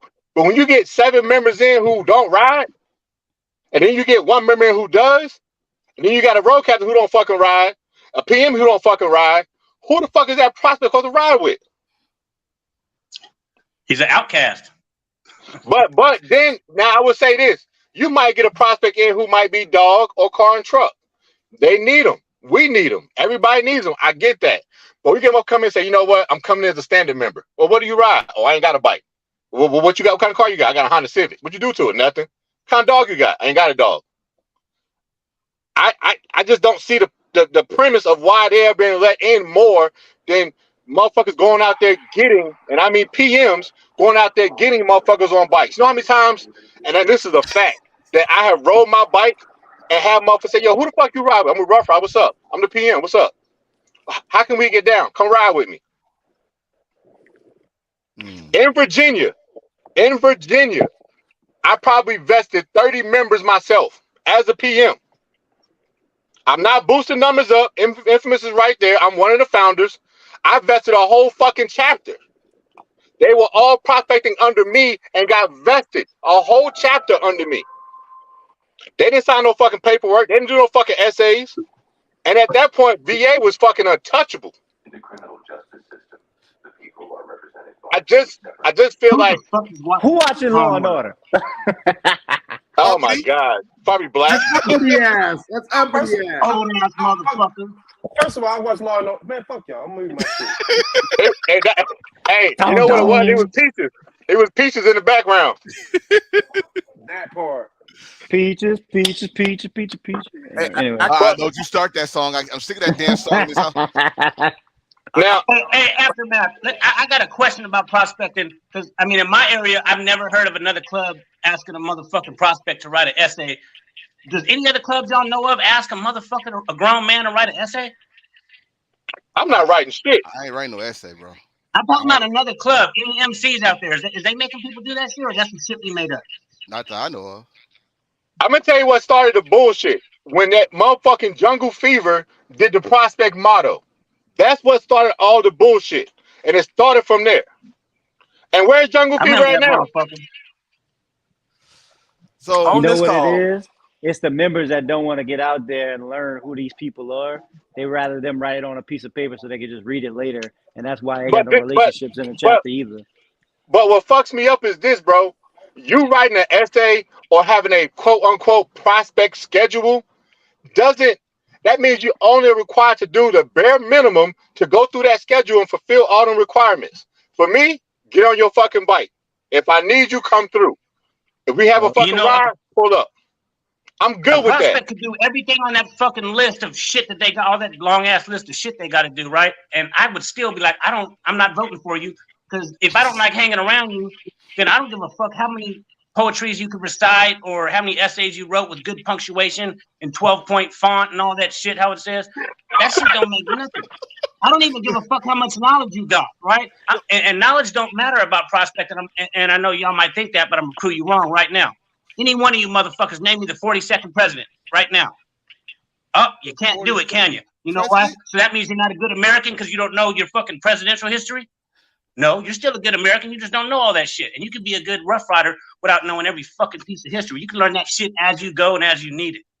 The main thing we should be getting is people that we like hanging around, because that's the main thing we're going to do with these motherfuckers is hang around them. Mm-hmm. So they should fit in. Period. That's the easiest, simplest way to look at it. So question. Before I let Upbeat Black and no, sorry, you already said your thing, right? What's the what? All right, I'll get you too. So what's the because some prospects do 90 days, some prospects do 100 some odd days. That's some bullshit. Some prospects do Cali 365. Cali 365. So again, I see a motherfucker tell me they got it 500 days. I told him I wouldn't wait for my motherfucking wife no 500 days. I ain't got a college degree because I ain't waiting 500 days. That's crazy. So what will be the right amount of time? You go until you prove you're worthy of getting a fucking vest. Period. Yep.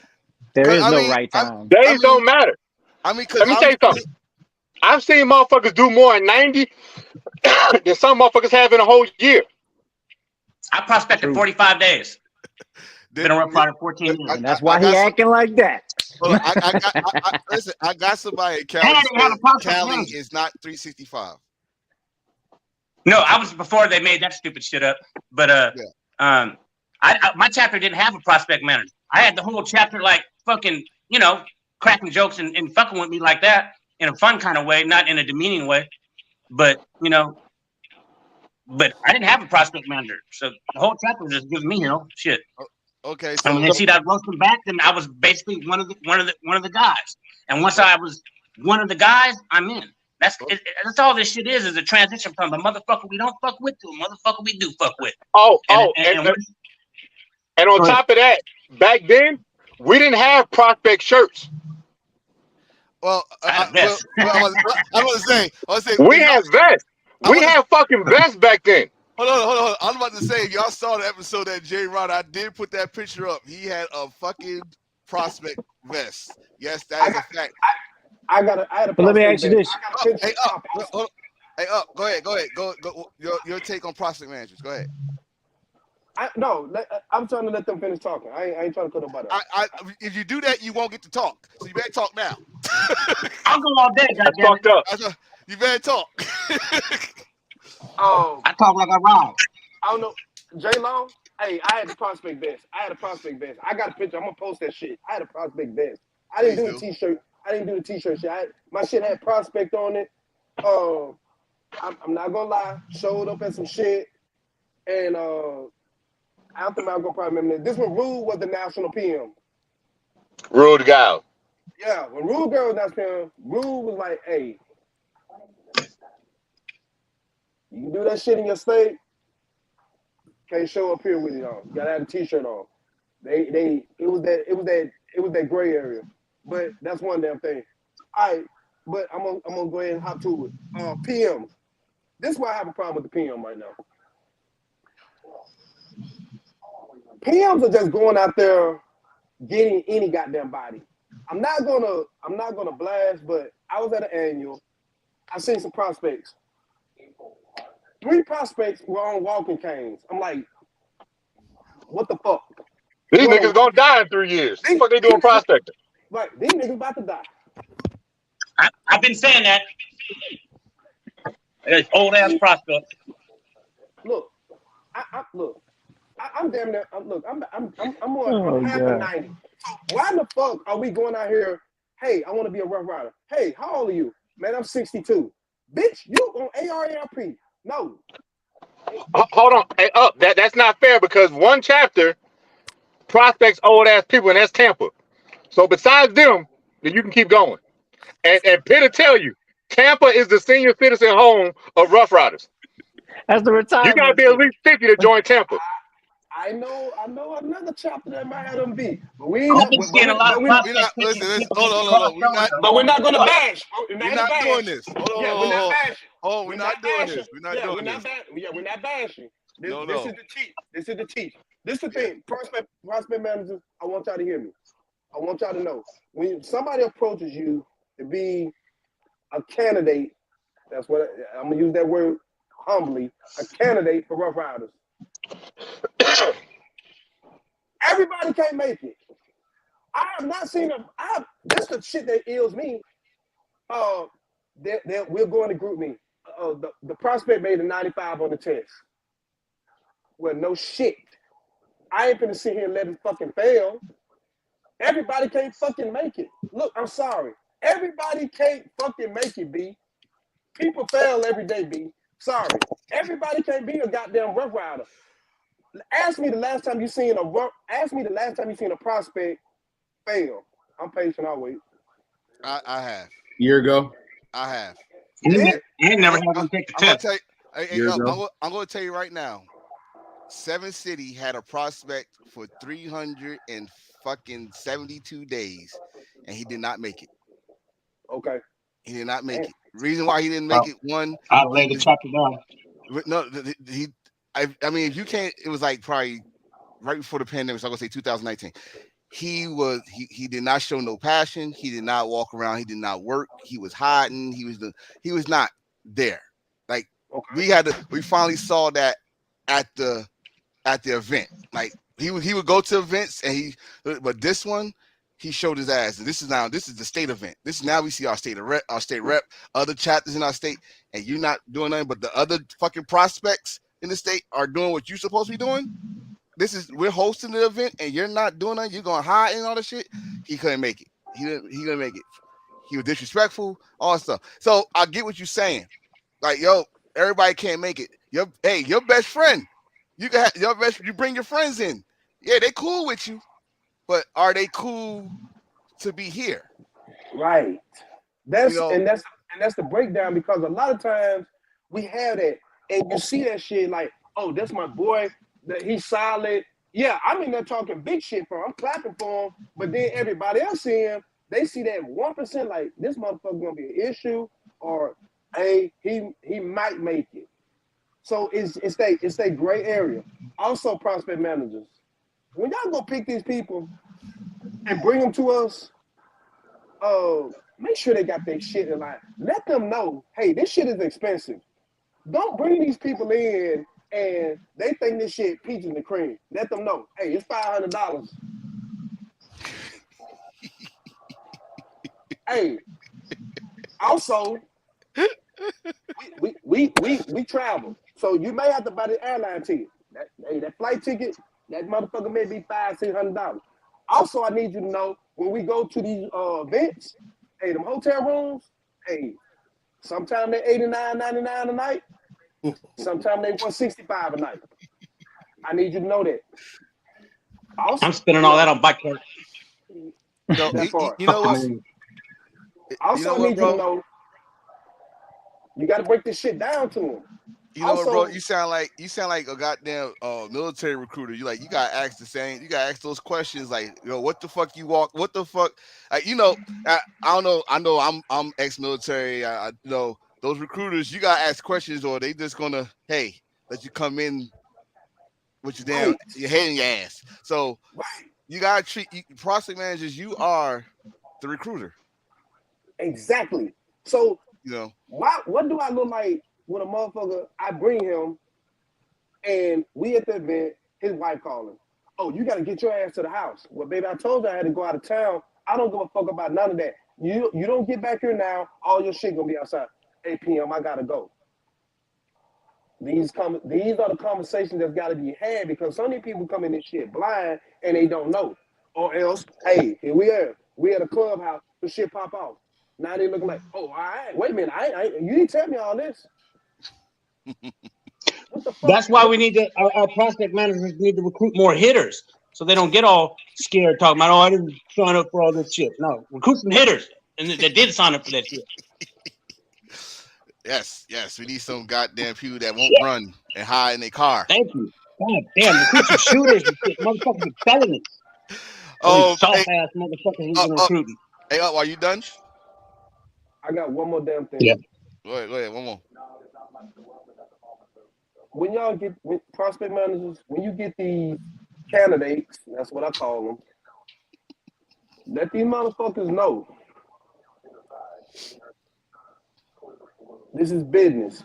And I also want you to know, you have motherfuckers like me who have a no filter. So if you can't take comedy or can't being hazed a little bit or joke, hey, this might not be the motherfucking place for you. Because I'm going to go and tell you, in Aftermath, who else? Infamous, Pitbull. Y'all remember the old Rough Rider Around the World page? Yes, sir. Yeah. Yes, sir. You can easily get your feelings touching that bitch real good. So if you're sensitive, this probably not the motherfucking place for you. And another goddamn thing is, and we remember Infamous, we had to talk. Me too. You remember Infamous, we had to talk? You remember when Tim cooked the motherfucker for about a whole week? Because the bitch went on fucking Mars Private? Mm-hmm. It was, I mean, that if you, for those, we ain't gonna name the group, but y'all know what group we on now. But the group we're talking about, you gotta have your skin gotta be fucking built like a goddamn tank, and that's all it was. It was jokes. Some people did want to fight, but they was not gonna fight because they knew it was jokes. And the thing is, we get people that comes in, and one, you already blowing up their head. You already blowing up their head when they got the prospect uniform on. You already calling them brother. You already calling them, hey bro, hold my drink. What the fuck are you doing? What I actually sacrificed push-ups. I smacked alcohol on somebody's fucking hand because you're a prospect. Like, dog, can you imagine one of y'all? But I'm going to just name the motherfucker in the middle right now, Aftermath. If Aftermath would have saw a prospect with a drink in his hand. Let me stop you right there because I think they should drink. Wait. It should be mandatory. Wait, why? I'm going to tell you why. I need to know you. So you know who they are. Exactly. Because I'm going to tell you something. Hold on. Motherfuckers could put up a front for so long. But when a motherfucker get drunk, you see who the fuck they are. So there's a few things that I think should change. One is prospects not being able to drink. I ain't saying get pissy drunk, but you're paying $500 to join this shit to be told what the fuck you can't do. That wouldn't fly with me. When I was a prospect, I'm gonna keep it a buck. I got suspended 3 times as a prospect because I didn't give a fuck. I didn't give a fuck at all. Like, hey, yo, if y'all want to know that story, go look at Aftermath episode. He told me about that shit. That shit was funny as shit. You know what I'm saying? But what I'm saying is this: like, you can't know a motherfucker because I could put on the front for a whole year to get vested, and then I get vested, I'm a whole nother motherfucker. I want to see that person in their environment. I want to see them outside of their environment. I want to see them uncomfortable in an environment to see how the fuck they're gonna be. But when you baby them, you don't see none of that shit. Well, I got a good question on that one. Then this is for if you got a prospect and y'all as a chapter have a in chapter functions, a cookout or something, a family cookout, and so hey, you're yourself. Come at yourself. Wouldn't that be the test before you have them come out in public and embarrass yourself? That would be, but at the same time, they be like, "Oh, we can't drink because we prospect. We ain't at no fucking Rough Rider event." Hey! We got a lady in the house. Who that? We got a lady in the house. She a pastor or something? We got a lady Where the in the snacks? house. If anybody wants some snacks, I got some snacks for sale. They're 2-for-1 specials for the rest of the night. Let me know. We call that We call that cold peanut butter. Hey, baby. You on mute. I can't hear you. There you go. There we go. She's late. That She's on better? the phone. She missed her call. We talked about PRO. You missed your call. You should have been out here defending PROs. Don't forget, I've held all other positions too, baby. Oh well, we on prospect manager. Oh, she talked country as a motherfucker. Oh yeah, she's. Hey, Snack, you got your radio playing on your phone, and it's making an echo. Hold on. Yeah, it Let me is. get my life together. One moment, please. Get your life together. So Suspender.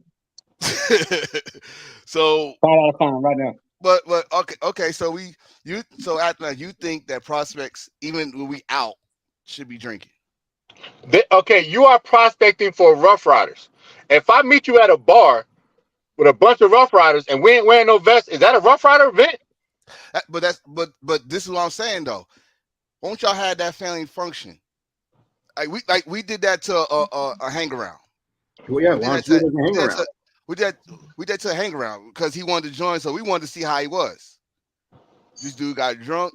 He said some of the most disrespectful shit I ever saw. He almost got his ass whooped. I want to name who, but Anthony probably know exactly who's about to whoop his ass. But about to get his ass whooped, he was not prospecting. There it is, right there. Before anybody else get to see him, your chapter should know what kind of person that person is already. So if you go bring him out, let's say we going to Florida, out of state.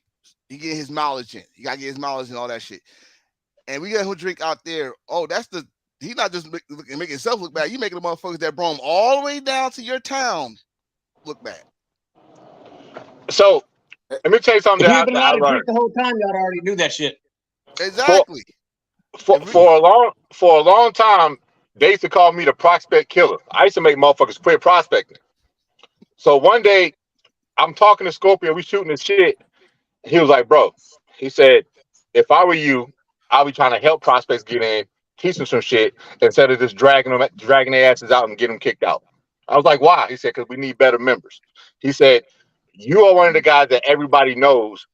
You know a lot of shit. It's like he knows a lot of shit. He said, I be trying to teach prospects instead of drilling them. I don't ask prospects no more questions like, who am I? Or who is this person? Who's that person? That shit is stupid. I'll tell prospects now, what can I do to help you become a member? Because you have to help them now, as opposed to dogging them out. Because I've been through both sides of the fucking field. You know what I'm saying? So I know how it feels to be dogged out. I know how it feels for a motherfucker to help me. And you can't do both. But now at the same time, they can't be all the way fucked up. If they don't know their shit, then you gotta go to their PM. Like, I would think prospects should know at least their state. Mm-hmm. They should know the president and some members of the state that they're going to an event, so that way they'll have at least a little knowledge, so they can learn some shit. And they should know, like just general knowledge about if they're riding a bike, about the bike set, about about shit like that. They should know certain things. And I'm sorry, but you can't learn that shit on paper unless you write it down and memorize it. But and teaching prospects to network and talking, I've seen prospects literally walk past 10 fucking members and not say shit. I'm like, yo, what the fuck? Yeah, and they get away with it. Oh, it's a lot of issues, and if there's a prospect manager that's looking, I'm shooting darts at you.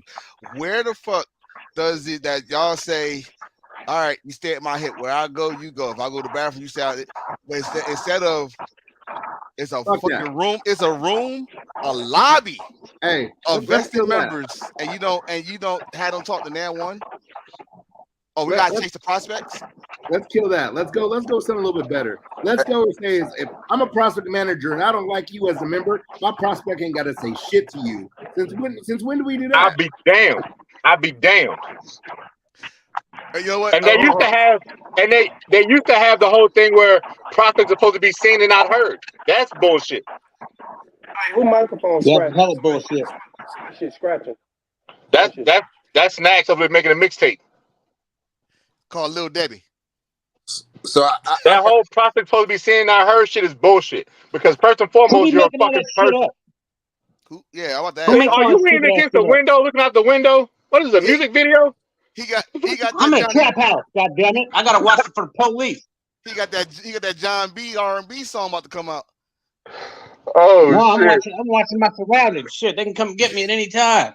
All you need is an AK-47. That'd be a dope ass picture. I'm just saying. Oh, Hey, but hey, yo, No. I wanted to know who actually. Now I wanted to know that shit since I was a prospect. Who the hell came up with that? Not better seen, not heard shit. How I'm supposed to work if y'all don't. Some old self-centered ass prospect manager thinking they're important. And They're important as the burger flipper in and out. Nobody give a fuck about them people. one Yo, more thing. a P. I'm gonna say this. I'm gonna say this to members. Members, please stop asking that stupid ass question. Please stop saying who am I. Tell them the fuck who you are and give them some. Find out who the fuck they are. Like Where the yellow pages at that they supposed to know anyway? Like, I'm gonna start bringing that unless shit. it's the market they're going to, they should know. But everybody else, like they got some kind of directory over here that they done studied. Like, You got kicked out. What's but going on? but your your PM, both everybody's right at all aspects of this. Pit, up, aftermath, everybody. You gotta lead by example though. If you got a PM that's just there because he's a PM, but don't teach nobody nothing, don't take your prospects nowhere, don't force people to actually, get their head in the game. If you lazy or you don't feel like you want to do anything, guess what? A whole chapter suffers because the PM gotta have enough, fortitude to swallow their pride and make sure that they gonna push these people to be good members. Because if you don't, you're just gonna keep running the cattle yard, and everybody want to know why this one and that one's acting some type of way because they don't know nothing. Education is key, and the PM it starts there. Because if you not go ahead. All right, hold on, because we've been on this shit too damn long. Well, I'm gonna Snaps, unmute your phone. Let me hear what you guys say. Then we go to the next position. You just ride and you think you ain't gonna say shit. You ain't gonna be just looking cute on here and ain't gonna say shit. Let's talk. My bad. I'm traveling. No, I wholeheartedly agree because the prospect manager, you mold them. They are what they see, and you are the first line. And that's the biggest problem is a lot of these prospect managers don't even go outside. And when they take them outside, the prospects then ask who's your prospect manager? Because don't nobody know them either. So they're just gonna follow in the same steps of these couch rough riders. Wow. Sorry, I hate to say it that way. Excuse me. No, I ain't say it. I ain't mad. That's like a new division to me. Couch prospect managers. I'm about to make that. Oh. Hey, you have to show them exactly how to be a rough rider. Like you have to show them the right way of being a rough rider. Because a lot of them, that's why they walk past you in the lobby. They don't speak to you. You got whole men that want to be your brother that won't even acknowledge you. Like, come on, like that doesn't make. You're right. It starts with the prospect manager, and unfortunately, some of them are just title holders, just to say they can bring somebody in the fold, but then they turn into the same type of person that they are, or even worse, the worst people that's already in the chapter, because that's what they see. That whole "seen not heard," yes and no, because of some things aren't prospect business. I do still believe in that, especially when it comes to certain chapter business. I do remember old school when Texas had to stand in the corner with the guide on. But yep, and fucking parade rest. Right. With the big title belt on, that made me mad as hell right there. But right, so it's like certain aspects. I mean, come on, like if they're not like they're still supposed to be. Yes, they're supposed to network. Yes, but they're not being taught to network anymore either. They're taught to go show face. Do a couple of errands, maybe. That's if the prospect manager allows them to, which is the dumbest thing ever. If they had somebody at the event, if you had somebody at the event, even the people who are already vested still sometimes help out when they're at an event. So your prospect is not better than the actual vested members from other states who have actually started to help out too at these events. Because what if it's a chapter that doesn't have any prospects? They still hosting your ass. So you could help just a tad bit, That's why I said when you go to an event, the prospect should be given to that chapter to help out however they're supposed to. They too scared to, because if I give you my prospect and my prospect don't know shit, then I look like shit. So instead of me looking like shit, I'm gonna keep him in my pocket so he can look good and make me look good. He got about 20, 30 signatures on him, but he don't know nothing. He can give you the basics, but he don't know nothing else. But instead of me looking bad as a prospect manager, I'm gonna keep him over here with me, so that way he don't tell everybody that I ain't taught him nothing. Right. That's Then it's really your what they're fault. doing. All right, we gonna get off this one because I'm so tired of prospect manager. Well, we about to get to the big boys now because we got these guys now. Rats. The question is who won? The question is who want to start? They be snitching. I'll roast them all day. The top trace. Yes. Anybody want to start? Anybody? Look. My first position in Rough Riders was Sergeant at Arms, and back then, my first event as Sergeant at Arms was this little party we threw, and my mind, and this before they had the regulations with all that fucking shit that they wrote in the responsibility shit. This is just when you're supposed to kind of, do what the guy before you did, or learn some other kind of way besides reading it off paper, right? And at our first event, I looked around and I'd seen what my duties was. It was to make sure this place didn't get robbed, because we're right in Oakland, in the hood, and we made about fucking 5 G's on fucking, people paying to get in. And I'm looking at my president and my vice president, who are kind of square, and I'm like, y'all about to get robbed, because you don't even know these hood cats over here watching how much money y'all collected, and y'all about to get robbed. So I made sure I set shit up to where the count room was in a place that was guarded, and we could at least keep from getting fucking robbed, right? That's the kind of mentality, a Sergeant Arms is supposed to have. Nowadays, since them fucking regulations came out, these motherfucking Sergeant Arms is running around, following around people with the fucking, after they've memorized all these fucking rules, and they're trying to write up their members. And it's like, how are you going to be my partner? How am I going to fuck with you if you're steadily trying to find me guilty of some fucking infraction instead of just making sure I'm safe from all these outside threats? So to me, the modern day fucking Sergeant Arms ain't nothing but a bunch of fucking rats. So there you go. So a lot of shit I learned about Sergeant Arms. And let me see if this probably, no, man, I'm gonna push some buttons on this one anyway.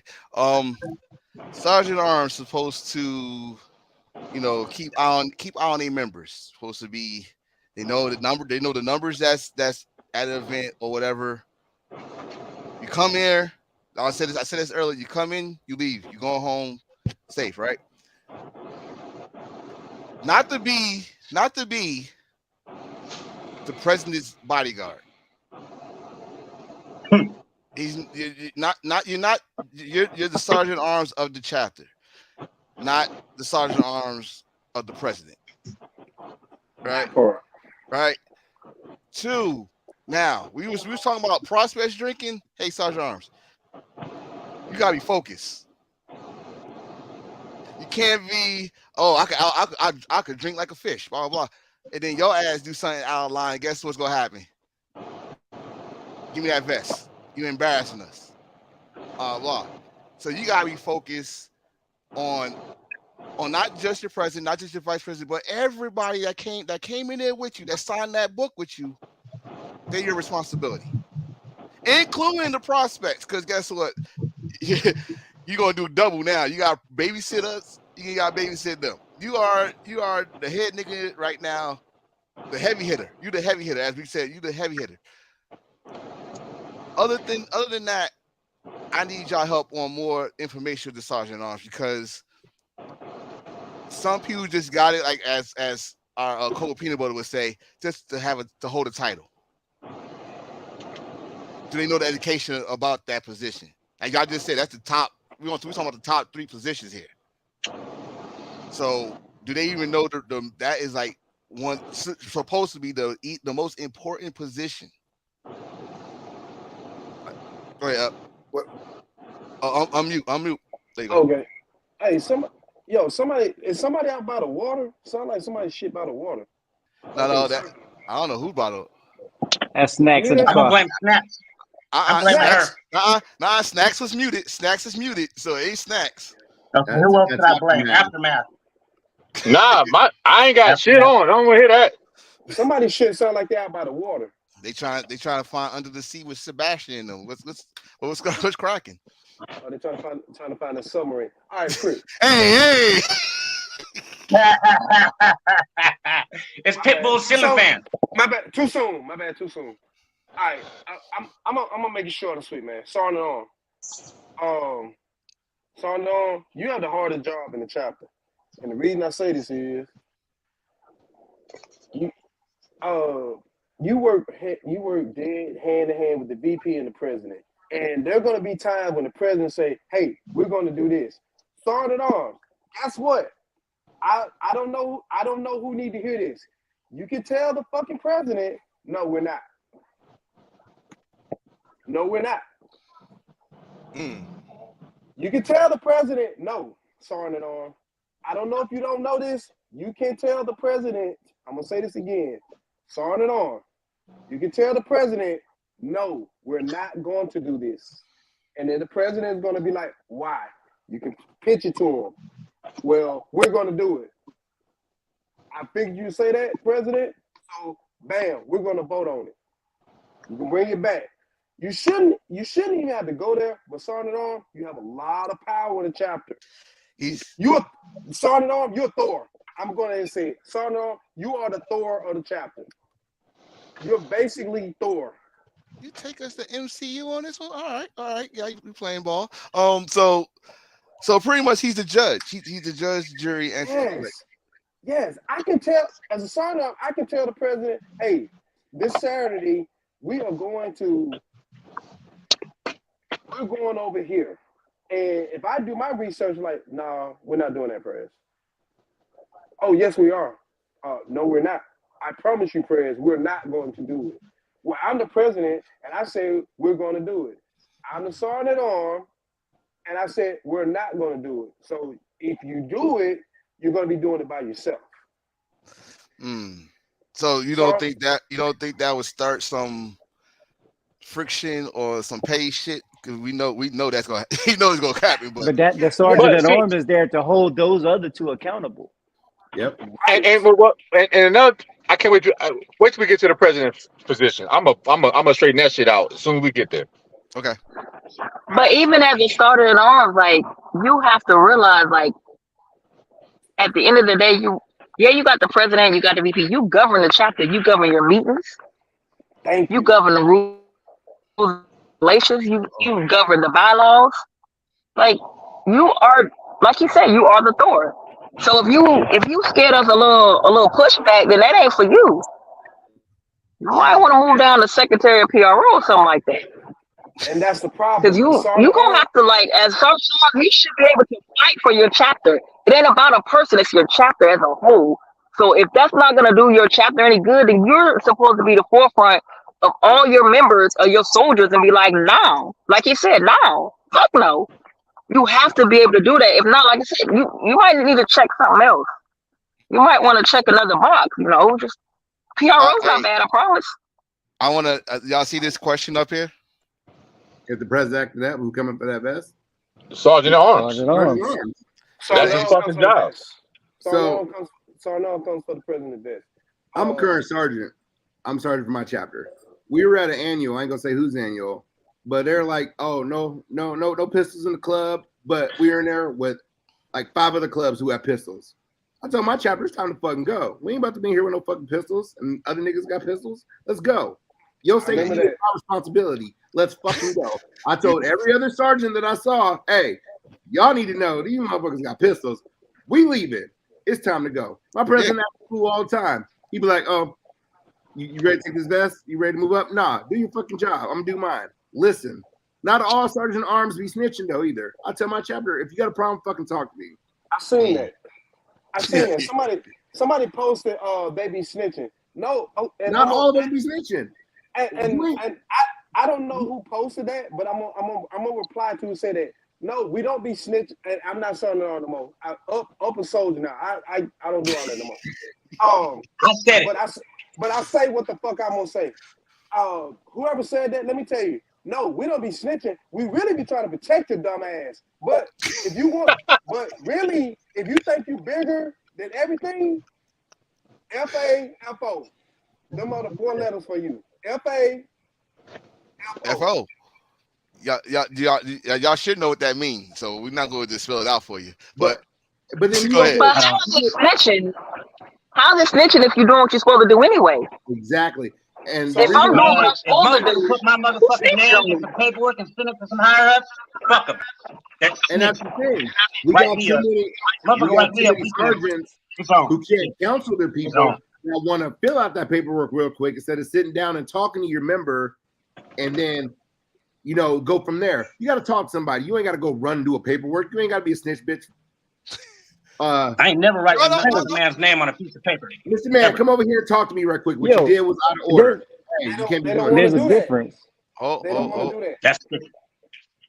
There's a difference between going straight to that and giving people opportunity to fix it, and they may have not known from ignorance. Okay, I'm gonna tell you one. Come beat my ass. Don't. Third time, that's willfully doing some shit.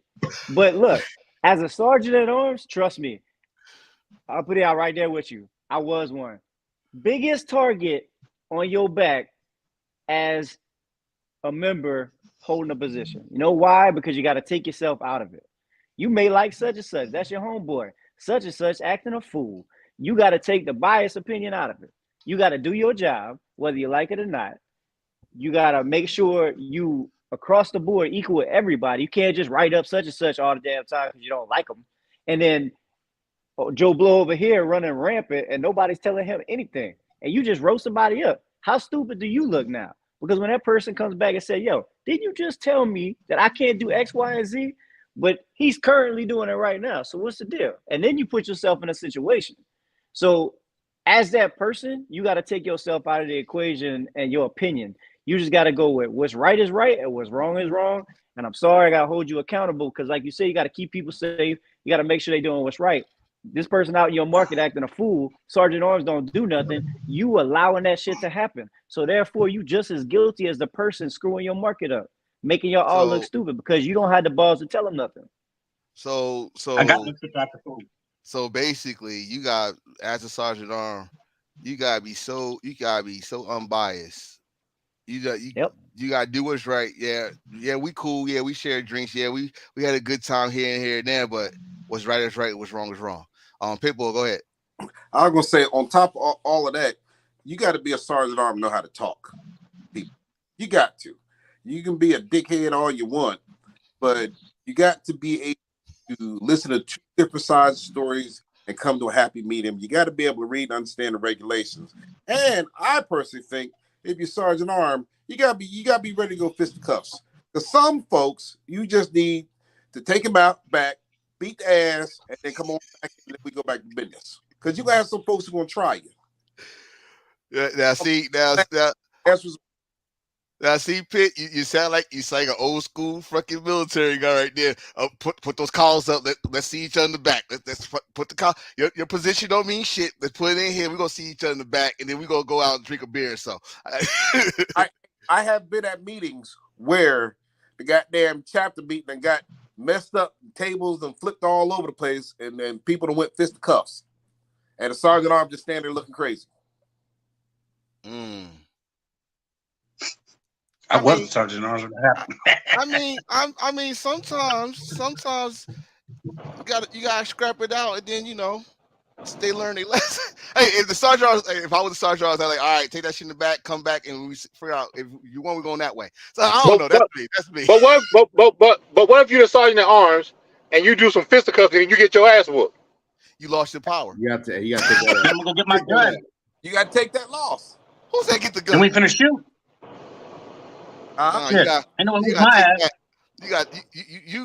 You below a soldier. We gotta make up a title for you. You below a soldier. Motherfucker hit me, they finna get shot at. There's a lot of Sergeant Arms who need to read their job description in the reg book and know what they can and can't do. They need to delete them motherfucking reg positions is what they need to do. Because people read that shit and take it too goddamn seriously.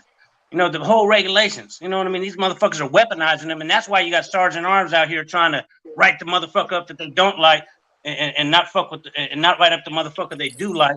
You know, so that way that motherfucker can't run for their position in the next election. It's a whole bunch of bullshit, and these regs allow it.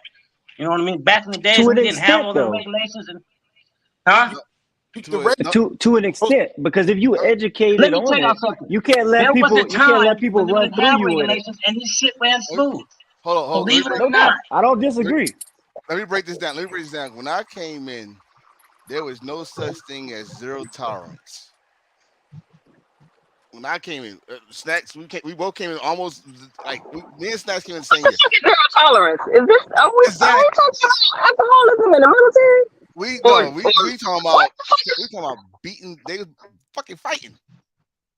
Like, yo, they was like fighting until they came on and said, you can't do this, you can't do that. Then they went from that to prospects. You can't do this, you can't do that.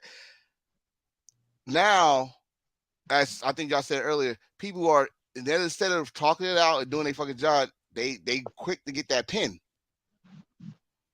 They quick to get that pen. They quick to screenshot. They quick to screen record and go that way. Because you have a lot of people who it's just like the military. Outside of this, they ain't got shit. So they get a little bit of taste of power, and that's all they know, and that's all they, it boosts them up. So they take those words, and you're right, they weaponize them. But what they don't realize is, if everybody actually reads, because like Jamal said, there's strict interpretation, disharmony. Sergeant Arms write up for disharmony. What is disharmony?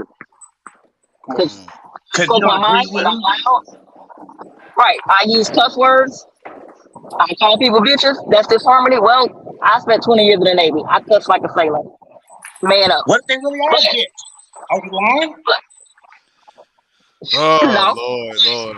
So what he said is he's right. Like the regs have changed so much, even though from the time me and you have been in infamous, like they keep adding to and taking away to accommodate certain things, and that's not right. Is this going to be straight across the board, or is not? Because everybody's market not the same.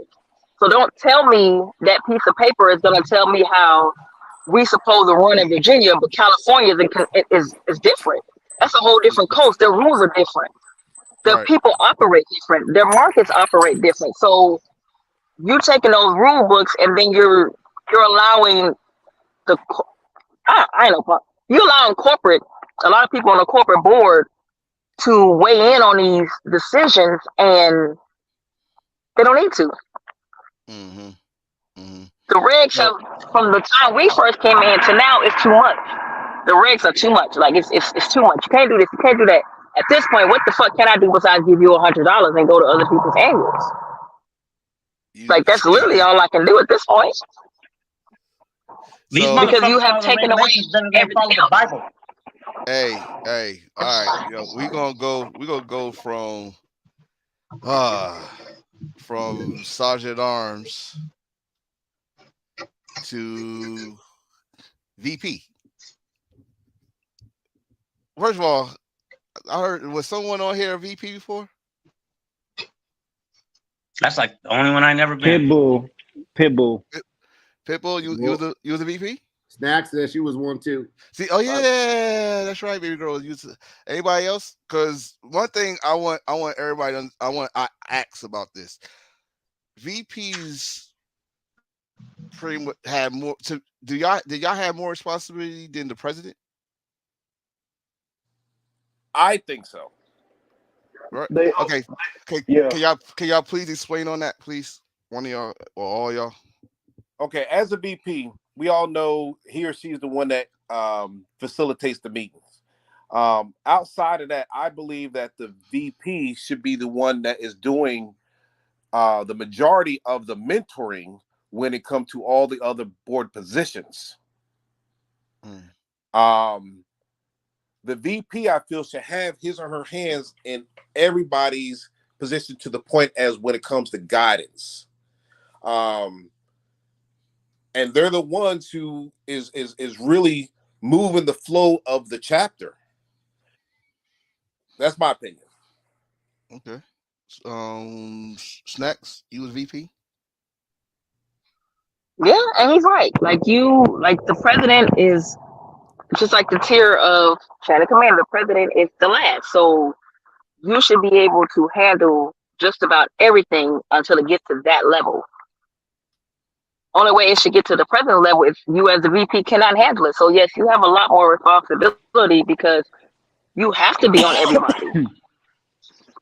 Because if So not, how are you going to explain to your president that it ain't working if you ain't doing your job? so if any issues, it should not even it should be taken care of by the VP. The president should not even know about it. Like he's the final word. Let's say it was a vote and it's tied, and that's the only time the president coming to break the tie, or the vote. But the VP should be able to take care of all the business below the president, right? It should not Now even. you always keep your president in the know. Like Right. don't hold him back. Like you always like, look, honorable mention, hey, this is going on. Don't worry about it. I got it. If I need you, I'll let you know. That is what you should be able to do. That is what you should be doing. Because if it get past your sergeant at arms, then you and your sergeant at arms need to come together and try to figure out, okay, how we stop it from going even further. Because what you don't want to do is go outside the chapter. That should be the main goal. So as the VP, you should stop it. You have to, like you said, Uh-oh. below. Uh-oh. Service nervous. Service is nervous. She in the matrix. She in the She's matrix. That service is nervous. But everything she was saying was right. VP should be running the chapter. They should be getting things done. It should go to them. If it makes it to the press, then that's the issue. And a lot of VPs don't know this. A lot of VPs don't know their role. They think, oh, if the president's not here, I'm supposed to step up. No, you're supposed to be in the main. And really, if you ain't there, then the president, comes down. But a lot of VPs need to learn their roles, and a lot of them are scared or think, oh, I'm just VP. It ain't like the US government. It's total different. Read, learn, control your fucking people, control your board, control your chapter. Aftermath up, one of y'all. I'm just waiting for the president shit, and then I'm getting off. I promise you. That's it. All right. Up. I wish people understood the VP runs the chapter. The president oversees it. But the thing is, these presidents don't let the VPs do their damn job because they're so goddamn. I retired in 2016. What's the word? They're so passive. Control happy. Right. The fucking president be so goddamn control happy, they won't let the fucking VP do the fucking job. Presidents, I don't know who need to hear this. Have a fucking seat, bro. The VP runs the chapter. You oversee it. Sit the VP, do your job. Okay. It's that simple. And I'm gonna leave it alone. Now the president shit, I have so much shit to say about that, but I know Let's go. I have so much shit to say about the president shit, and I'm not trying to take away from the VP. VP, you really have a lot, but VP, you need to start opening your goddamn mouth because you have power. You have power. I'm hopping in the wheel because I'm hungry. But VP, you have power. Use it. Now, I like this. Hey, before we even get to the president, Spider, you got anything to say? Because Aftermath is like rubbing his head. He's ready. So he itching for it. Yeah, he's itching for it. That trigger is ready to get pulled. So you got anything to say about VP before we hit to that? Nah, man, they basically covered it, man. That your VP, your general, everybody is a delegation except for the top three, in my opinion. Okay, they take some of these roles and responsibilities so the top three can focus on what they got to focus on. But your VP is the general. That person is making sure all these delegations is doing what they're supposed to do and keeping everybody in order, getting the meetings in order, what have you. The president is a tiebreaker. And that person should be, this is the report, sir. And then we don't need you right now. Everything's running good. VP got it covered. Sergeant Arms got it covered. Everybody's doing their job. That's all I got to say about that. All right. Well, we at the moment that seemed like Aftermath and now Uppity Get him. is ready for. Now, if y'all remember President's Day, I had a special episode, President Panel. They did their thing, but for those presidents that are either new at president, you might need to hear what these guys got to say. So take it away. Aftermath. Go. Get it out. First and foremost, presidents, you have no fucking power. None. All you are is the fucking face. That's it. Now, as a president, you're supposed to know how to do every single job of every member if you are needed. You don't have a fucking vote. None. And now you can do a tiebreaker. You don't control the fucking meeting. You don't control the fucking ride. You don't control shit. Every other position is made so that you don't have to do shit. You are just the face. These presidents now have this whole thing where they feel like, I'm the fucking president. You should acknowledge me. Suck my dick.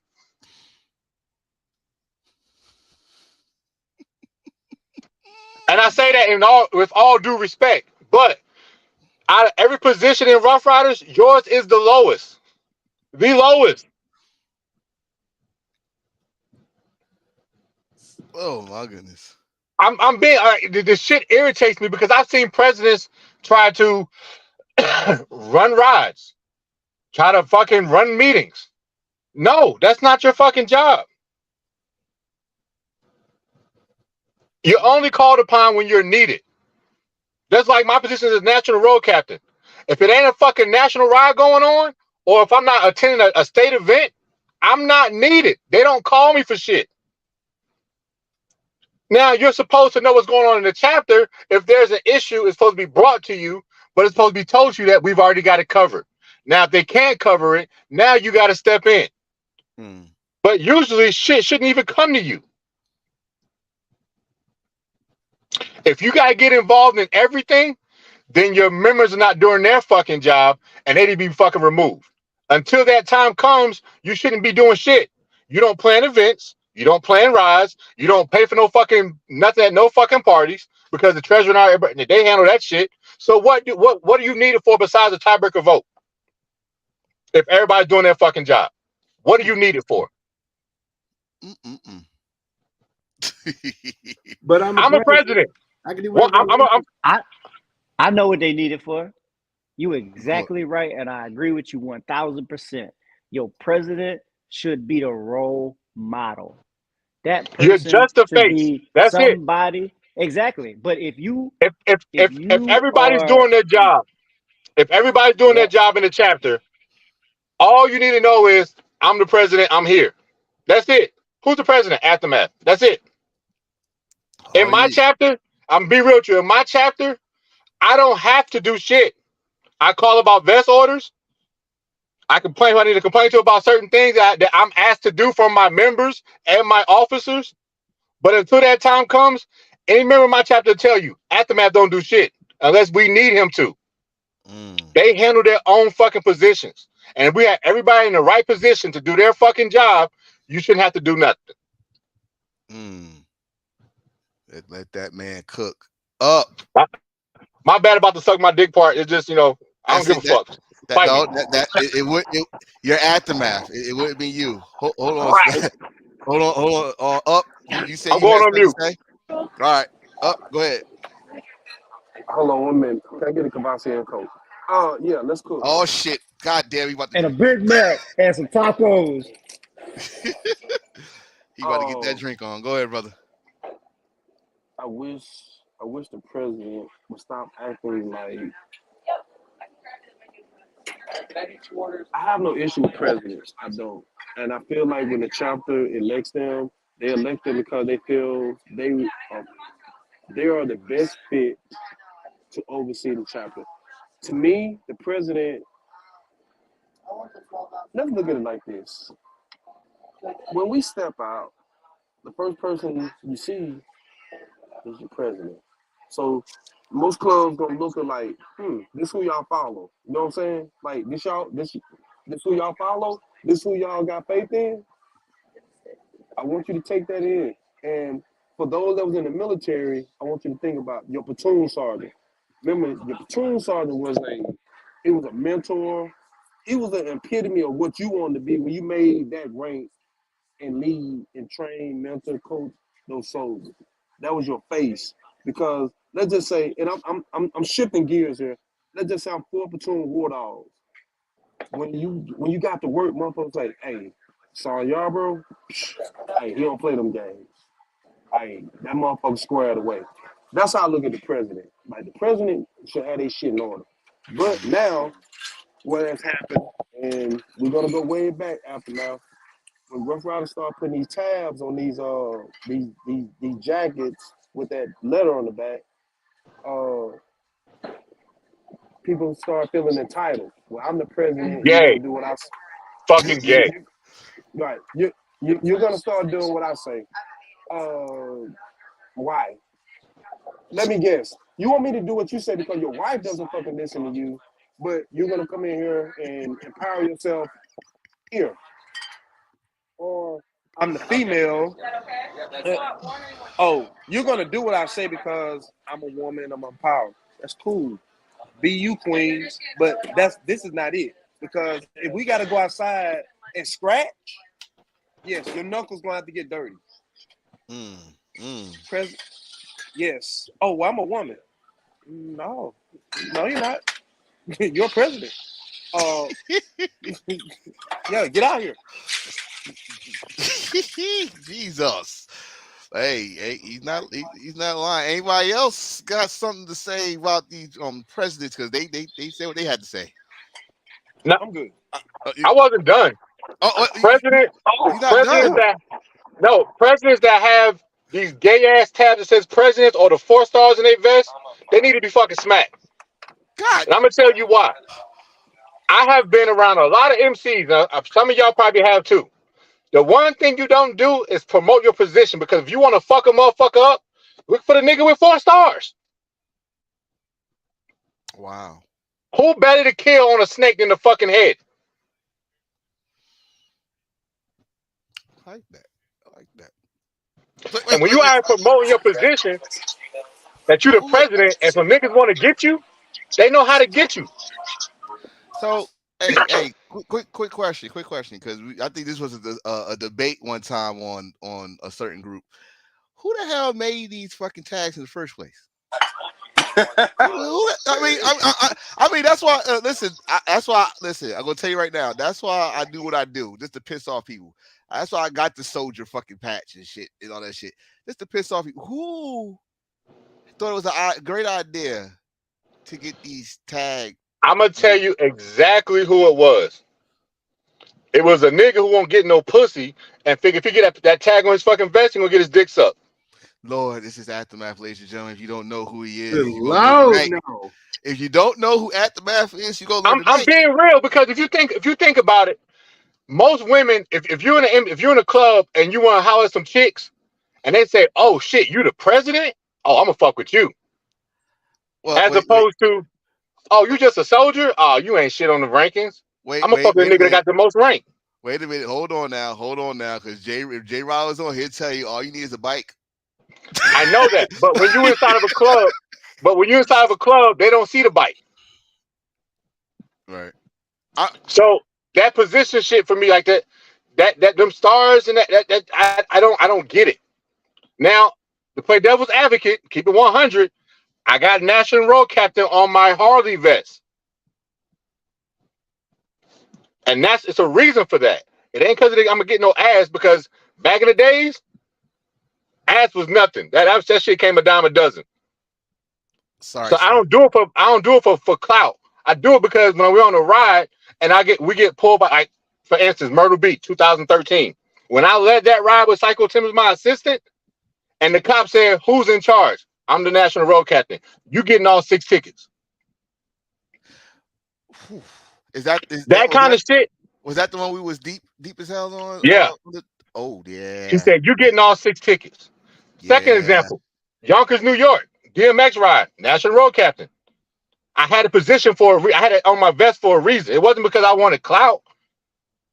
I was, and at the same time, I was a president. Did you see president up here anywhere? No, never will. You don't need to promote yourself to everybody else to be liked and understood and to get girls. And some women do it because they want niggas to be under them. I get it. It's a power thing. If you have to promote yourself for power, you're a bitch. Well, hold on a second, because I had to wear that shit in Hawaii. I knew she was gonna. Hell yeah, I had to wear the shit in Hawaii because as a female over there, a female VP, president, sergeant arms, like I had to wear my shit because the dominants over there are all local. They don't recognize females. They don't recognize us in leadership. Most MCs, so all MCs don't. Right, but I had to, so that way when we were out. Wait, hold. One at a time. So yeah, like when we were on the island, like I had to because you know what I'm saying. Like that way they can see, hey, I am a president, or hey, I am a VP. You know what I'm saying? Like I'm not just some. You know what I mean? So I had to wear them. I agree with y'all. I don't like them. I don't see the point of it unless you are in an area where you need to. Exactly. Your set required that because they had to know who you are. Some motherfuckers that, let's say, randomly, like I'm in Northern West Virginia, and ain't but a couple clubs around there. I'm not gonna wear my shit to Chambersburg, PA, with the president on, so a motherfucker who don't know Rough Riders will see my president tag. That don't mean shit. Some people, you might have to do it, especially like females, because and a lot of MCs don't recognize females as fucking presidents or as anything except for property. I'm about to say, or don't respect them at all. And I know some Rough Rider females that have fucking earned their respect by like going at niggas' heads, and they earn that. But wearing that shit out here so that other people can see it in Rough Riders to be like, oh, he's a president, I'm not talking to him. That don't do it. You have no power. You have no. You just be you. So I'm gonna go with Spider and Pitbull and Black on this. But so as a president, like you just said, you are the face. That's all you is. You are the face of that chapter. You the guy. You're the leader. You're the leader that you the front of the line. That they follow behind, that they put their trust in. That's it. Right. And how you conduct yourself is a big deal. Because if you ain't about, being the face of that chapter and guiding it in the right light, everybody gonna follow suit. And you really don't have a vote unless there's a tiebreaker. Everybody else supposed to do their job. And you're just supposed to, manage a team. Look, hey, follow behind me. This is how we're gonna do this. And I know this because I done held this one. And that person should be educating at all positions. And before you're a president, you should hold any one of those titles that we talked about before the top 3 and a sergeant arms and a VP before you get there, because how do you even know how to conduct yourself or how to guide people if you never experienced it? That president needs to be the role model and the experience in your chapter. He may not have to speak up, but he should know enough to be able to answer a question and guide you from experience. And if you don't have no experience, what you gonna do? Nothing. Nice. Black. They all hit it on the head, and it's a lot of people that don't know this, that don't understand this, and hopefully they'll watch this podcast and they'll see that and understand, because there's presidents out there that's all they screaming, I'm the president, I call the shots. No, you don't. So hopefully this gets out there, people see this and understand that the president is the face of the chapter, like Spider said, like Aftermath said, like Up said, like Snack said. They don't run shit, bro. And learn that people need to learn this shit and educate themselves, because people, I can't speak against the president. No, you can. You're a member. And before they're a fucking president, they're a fucking member. Goes back to being a soldier. You two soldiers talking, and it's one person wearing a tab. Don't let that tab scare you. Don't be afraid of a write-up. Don't be afraid of a suspension. If you got something legit that you need to say, fucking say it. Grab your balls and fucking say it. I Look was at about to say if it's for the good of the chapter, of the chapter, speak up. Don't sit in the back of the fucking meeting and just be like, "Oh, I'm not gonna say it because they're VP or a pres," and then go talk about a pillow talk after the fucking meeting. That shit happens way too much fucking time. Or I didn't like that vote, but because the pres, he got me in or he got me vested, I'm gonna vote his way. I'm gonna vote her way. Vote your own motherfucking way. Right. You got anything, Pitbull?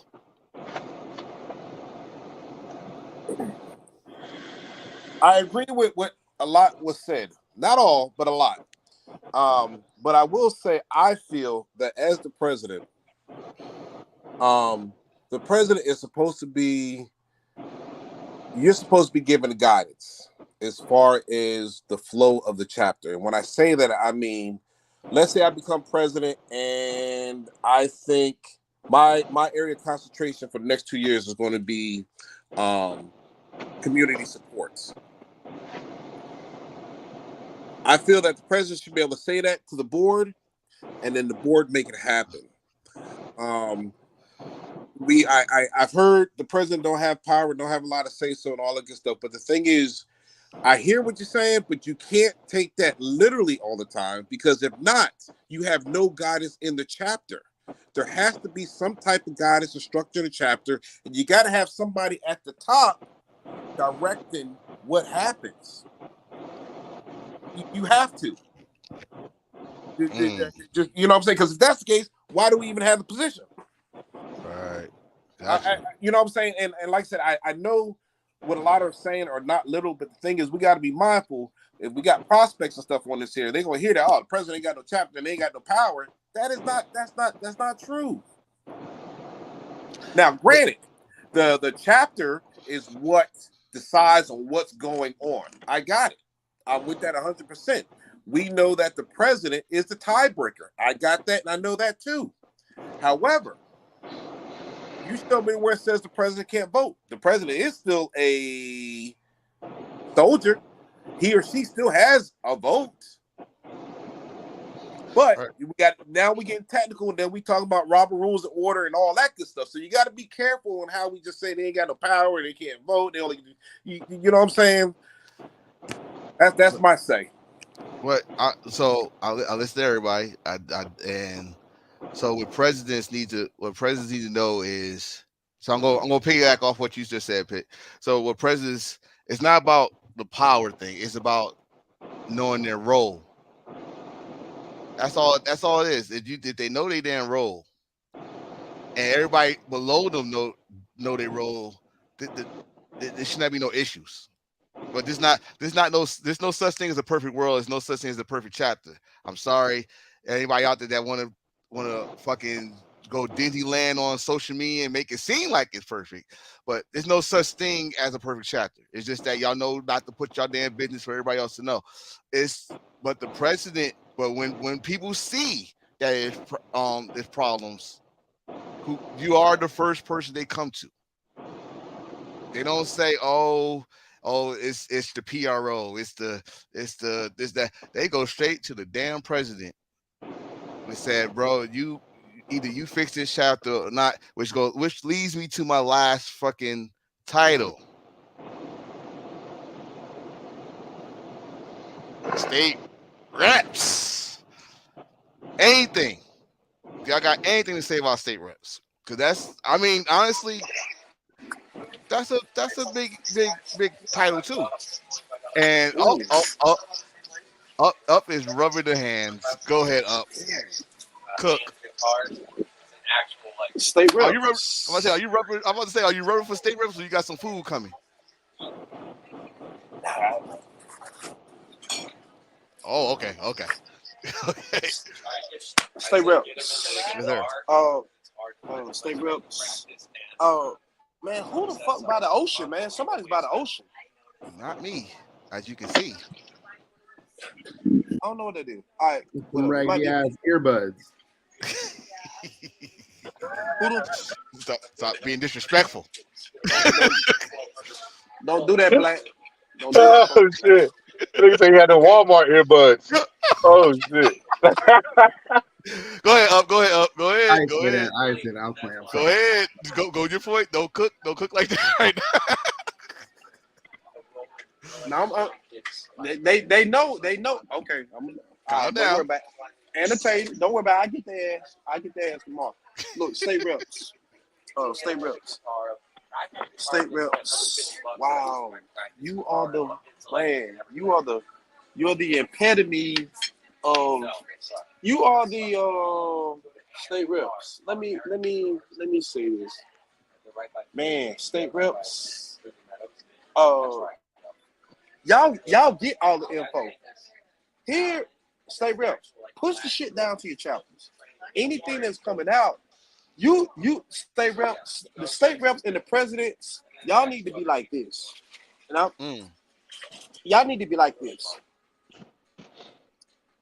And I'm gonna cross my fingers, and everybody knows the one person that doesn't cross their fingers right in Rough Riders. If you don't know that, you ain't a Rough Rider. You did not bring that on this show. If you don't know the one person in Rough Rider that don't know how to cross their fingers right, I'm not even. Don't turn your vest in, cause but state reps. When y'all when y'all learn stuff, push it down to the presidents. Push it down to the chapters. Don't. Yeah, somebody answered the question. Swiss Beats, you guys right. Look, look. State reps. You don't have to run people's chapters, okay? You're the overseer of everything. You are the eyes. You make sure everything's aligned. That means you want to make sure the chapter. Let's just say like Texas. I'm not in Texas no more, but I'm a Texas boy.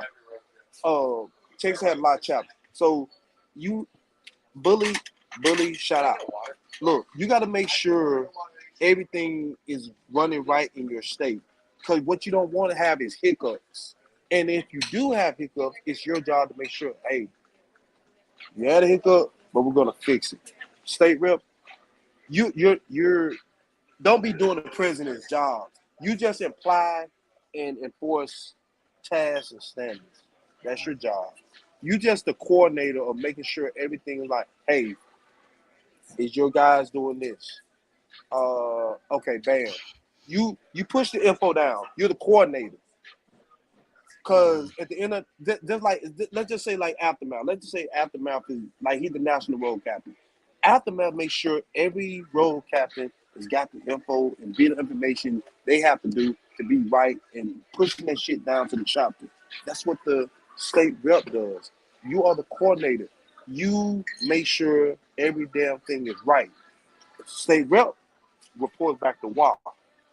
Because everybody works for somebody.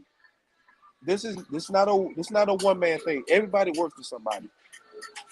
So when Juan gets a wild happens that he's not gonna call the president. He'll call the state rep. Right. Like it's a chain of command. And we didn't talk about it. People use your chain of command. So, all right. So my thing with state reps is y'all state reps is our link to corporate, national board, whatever. They are the eyes and the ears to bring down whatever information they get that we don't get to us. Rules, whatever conferences, whatever big go on, or something that's going to affect your state.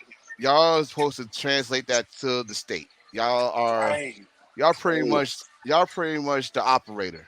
God damn it. Y'all go when they call your name, you supposed to tell us what's going down, right?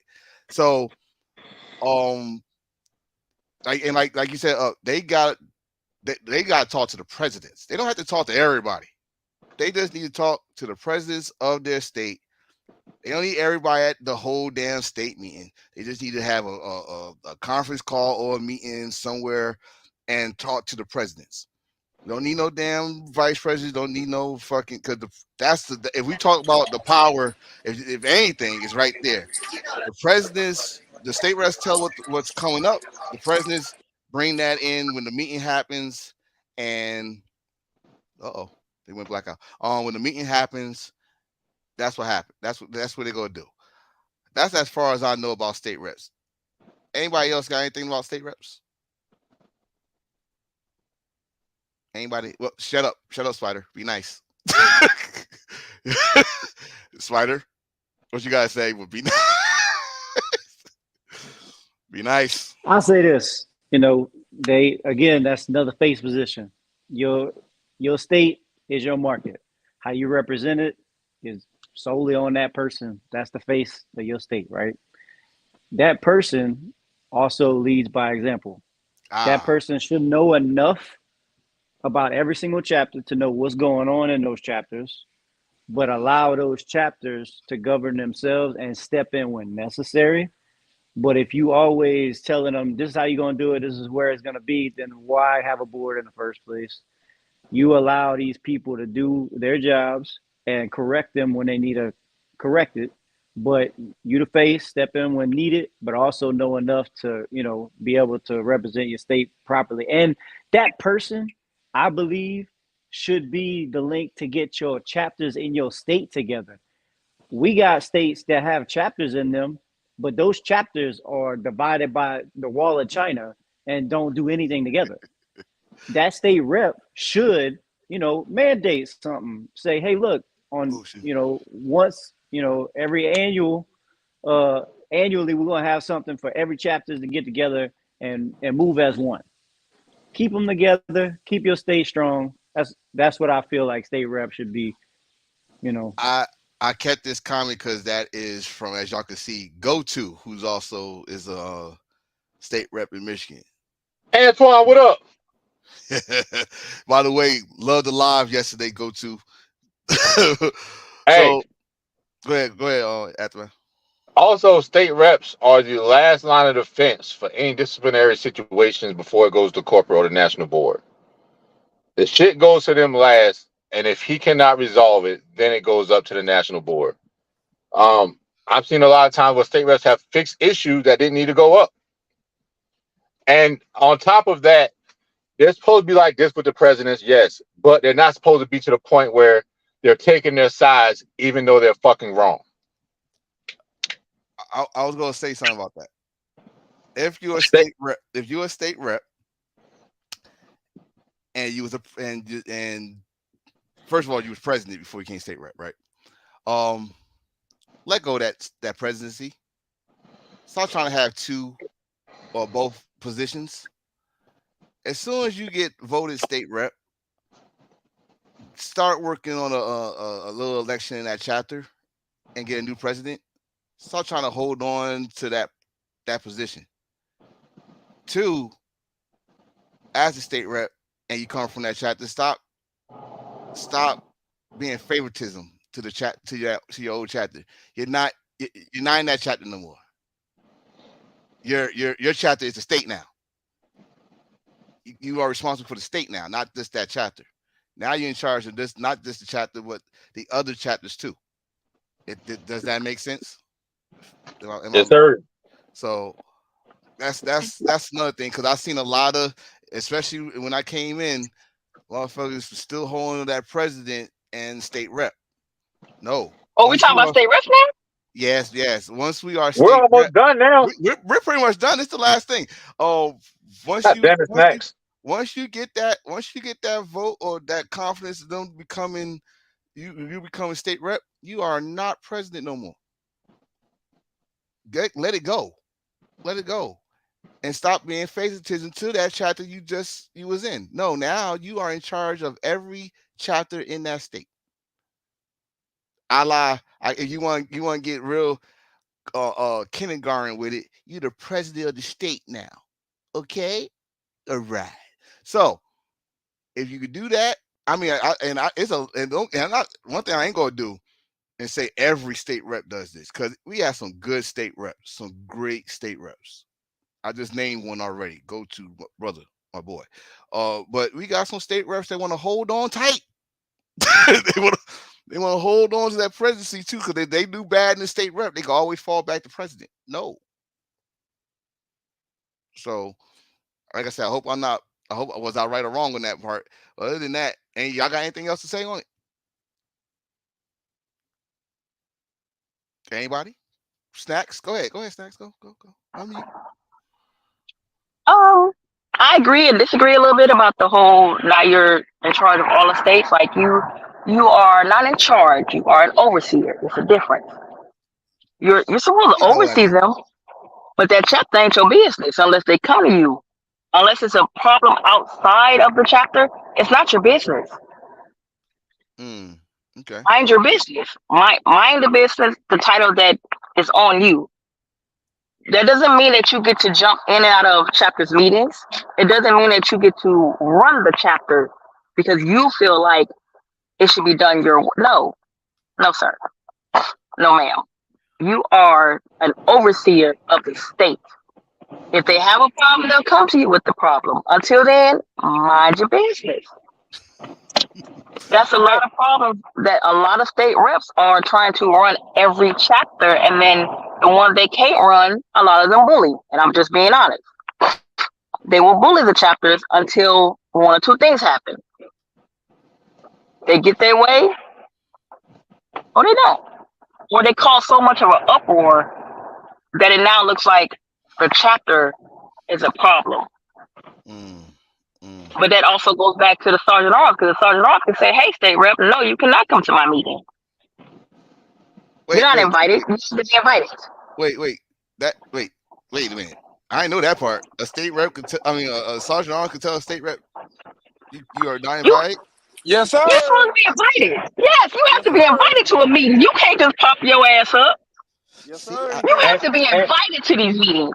And on top of all that, what y'all forgot to mention was, in order to be a fucking state rep, you must have 3 chapters or more.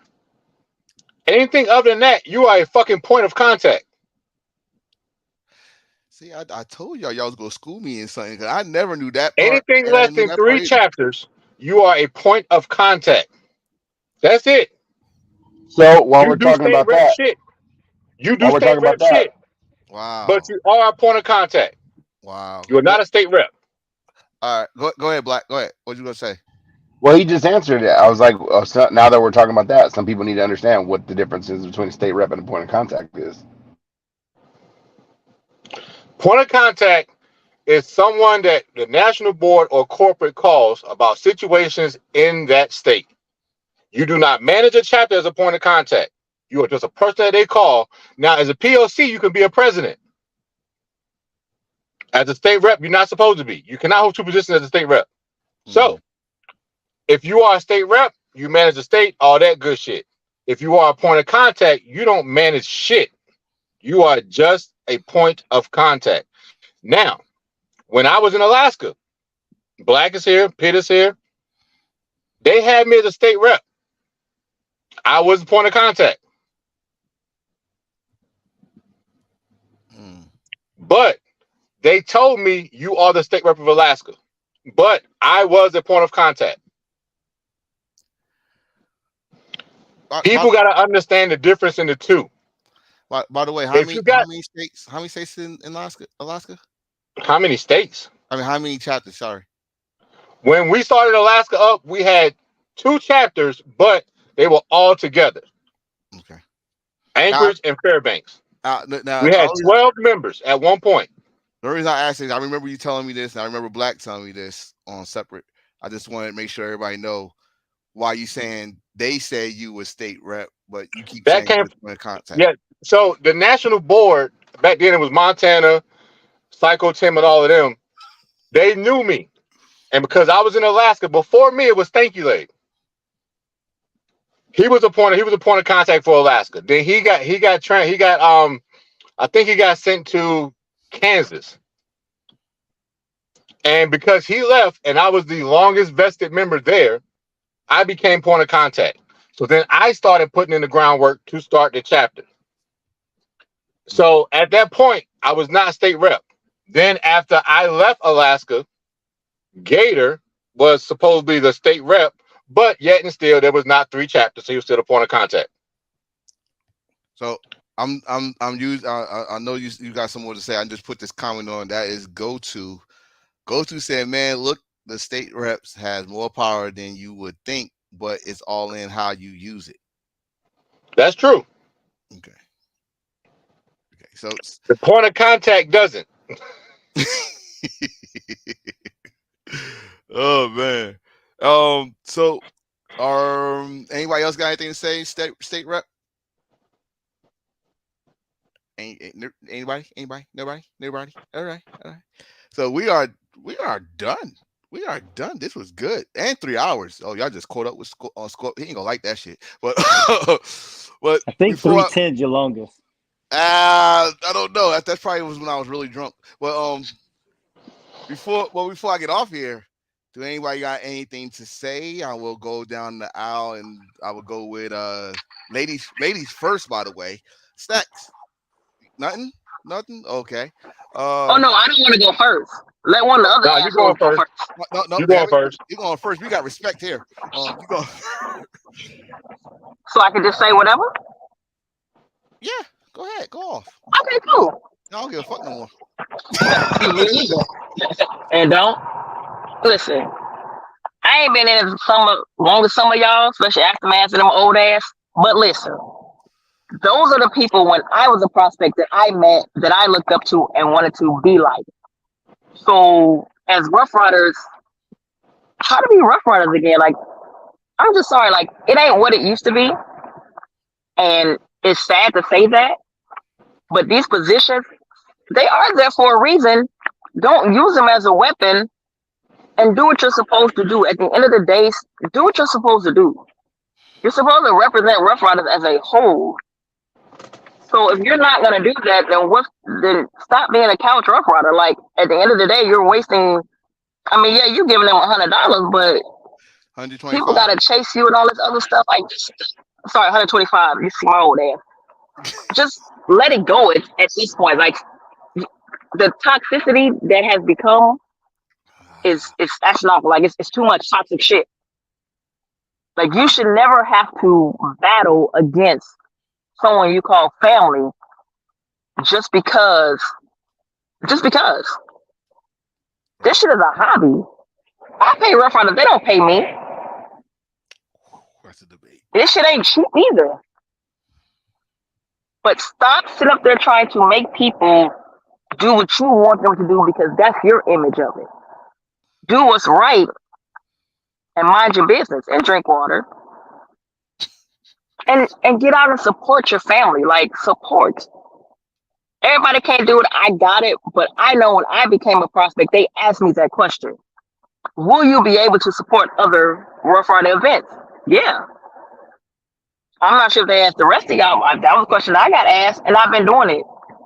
So that's part of being a Rough Rider. Get out and support. That's the biggest thing. Like, that's the biggest issue. Get off your ass and go outside. That's all I got. I'm driving to an event. Yes. To an event. Praise Jesus. Praise Jesus. Now, I would go to the old man, but I'm gonna say him for last. Oh, you got nothing? Period. Okay, I'll say you for last. All right. Spider. Any final thoughts? Yo, man, this specific topic that you did this whole episode on is changing a lot of stuff, and a lot of people love doing this, or love the past tense doing this, and these titles, these positions, these people of power, so to say, are not using it to better people. They're using it to bring people down, and that's not everybody, but there are people that wish they still was here just to have fun and ride their shit. And why is it such a big deal to have your position of power be used, like y'all said earlier, as a weapon, rather than finally something you can use to make a positive change on something you supposedly love and care about, right? So why don't you take what is given to you and use it for the positive. Stop using it to be somebody. Stop using it to bring people down. Like, all I ever cared about in any position I've ever been in is to watch other people succeed. And the only reason I wanted a position of power is be able to use that to change something for the better. Because that's really what it should be. You work yourself up to that level to be able to have a voice at that level, so people will listen to you when you try to make a positive change. Because there are people that wish they were still doing this shit, even with all the drama, because they'll just block all that out, ride their bike, go to these events, see the people they care about. And that's really all they give a shit about. They don't care about, this regulation, that regulation. They just want to fucking live their life, ride their bike, and have fun with the people they care about. And look, tomorrow ain't promised. Tomorrow's a shitty day for me, because somebody that did love this and never got the chance to even wear that vest on their back almost went an entire year prospecting, and we over here worried about a title or flash on their chest, or somebody being somebody they don't, they never thought they'd be. Man, use whatever power you get to make a change to the positive, because if we keep acting the way it's acting and going downhill, this ain't going to exist, or it's going to be stuff people hate rather than something they happy they get to do on the weekend. All right. Yes, sir.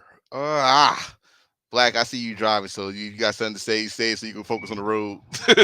Oh, man, I can multitask, bro. Same thing Spider said. Same thing Snack said. But know the people you're bringing into this. We're supposed to be brothers and sisters. I know my brother and sister. I know who they are. I know where they come from. I do their fucking history. I know where they fucking live. Like, stop just bringing in Johnny from fucking Psycho Gear that you met at the parking lot because they ride a bike and they don't wear a vest. Quality over quantity. Stop. Do your background checks. Know who the fuck these people are, and bring quality people into this shit. I love this shit. I've only been doing it 8 years, almost 8 years, and I joined because I like meeting new fucking people. We meet. I've met so many people. Getting ready to go to Italy. Shout out Europe. Can't wait. Might not come back to the U.S. Um, I do trips like that. Because I want to meet new fucking people, and people love this shit. This is one of the only organizations, and I tell people all the time, no matter where it is, whether it be a local MC, whether it be a national MC, I can go rock my vest almost anywhere in the fucking world. Can you? And I love that shit. I love the Yes, simple fact yes. that I don't have to wear MC on my back or on my chest, and I don't have to have a 3-piece. I can wear a T-shirt, and it still says I'm a fucking Rough Rider, and people know that and respect that. People are like, oh, you're a Rough Rider. You're a Rough Rider. I know what Rough Riders are. Like it, we losing people every fucking day, and it just sucks. And we bringing in people that want to be a part-time Rough Rider or a Puff Rider. They want to wear the vest on Halloween and come out once a year. We gotta stop bringing people in like that. We gotta stop bringing people in like that. We gotta make ourselves better. Because every month we're losing somebody. You see in those groups that, hey, I'm dropping my vest, and we point and make fun sometimes, or sometimes it's serious, but we need to start asking ourselves, well, why is this person quitting? We need to know. We need to notice on a national level, why did Johnny leave us? What was going on that just made him just say, screw it, I'm gonna drop and leave? Because if you truly love this, then why are you leaving? You're leaving because you can't take it anymore. And instead of losing the people who are making those people leave, we need to look at the people who are making the people leave and try something better. We're supposed to be a family. Let's be a fucking family. You know, that's all I got. I appreciate you doing this. I'm blessed to be a part of this. I'm blessed to be a part of anything you do. You know, I got a question for you after we're all said and done because Oh shit. I asked you and you didn't answer. So, Oh shit. Shush.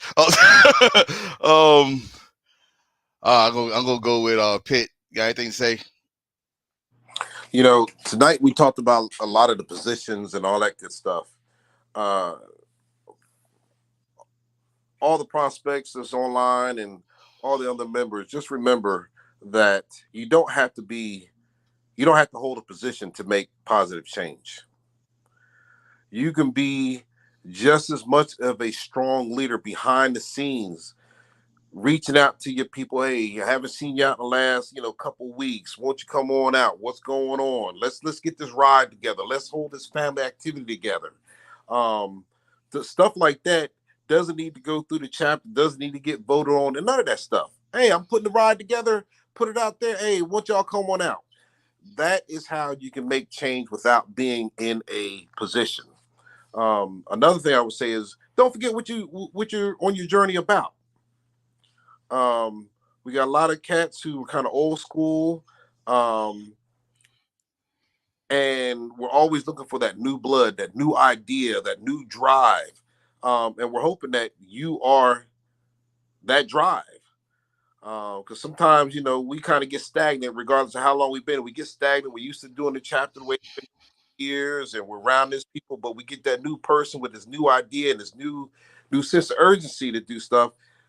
Be that positive change. And then my last thing is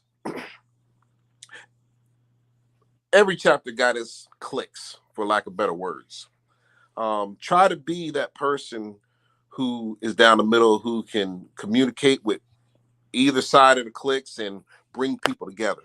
That's what we're all supposed to be about: family and doing things. And if people make mistakes in the past, all right, you made a mistake, you fucked up. All right, let's move on. Don't be sitting there holding grudges from goddamn 20 years ago. That's all. Oh, nice. Appreciate you, bro. Up, you up.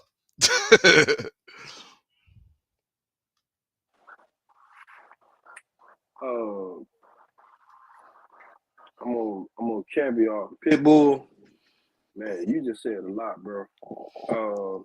I don't know who need to hear this, but what the fuck Pitbull just said, yeah, on some real shit. Like you hit that motherfucker dead on the head, then, bro.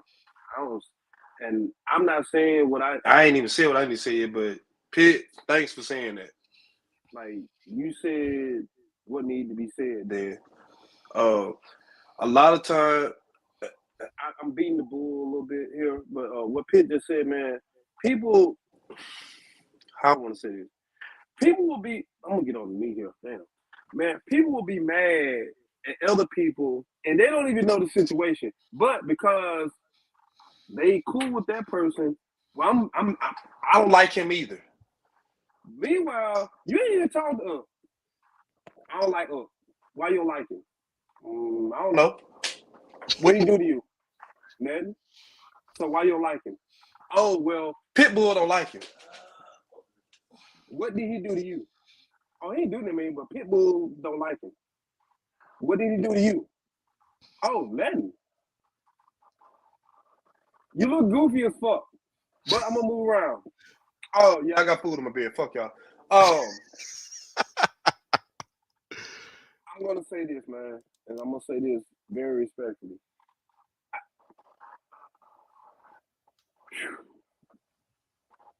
You got people been in Rough Riders a long time. You got people that just came in the Rough Riders maybe tonight. I'm gonna leave with this. When you was prospecting, we looked at you and we saw you for who you are. This is why I get irritated. When you get your fucking vest, now you want to show me a different person. Bro, who the fuck are you? Pick who the fuck you gonna be. Me, I'm gonna tell you right now. Motherfuckers don't be in the military. I've always been fucking petty. That's me. I'm petty as fuck. Don't change nothing up. I'm gonna say what I gotta say. I am who I am. We are nobody in this grid is perfect. None of us. But we take a little bit from each other and we learn. We're not perfect. That family shit, that shit is overrated. Let me tell you why. Goddamn, I got people in my look. My last name Yarbrough. I got people with my last name. I don't like their ass. Look, it is what it is. Stop saying, hey, family. Look, if I ain't never met you, you're not my fucking family. I don't know you. Stop throwing that shit out there. If I ain't met you, I don't fucking know you. It is what it is. I gotta chop it up with you to know you. Learn each other. But this, I'm gonna bring it in for a minute because this shit here, like damn, y'all gotta hook one talk now. I'm gonna say this. Look, chapters. whatever the fuck. I see a lot of chapter beef. And trust me, and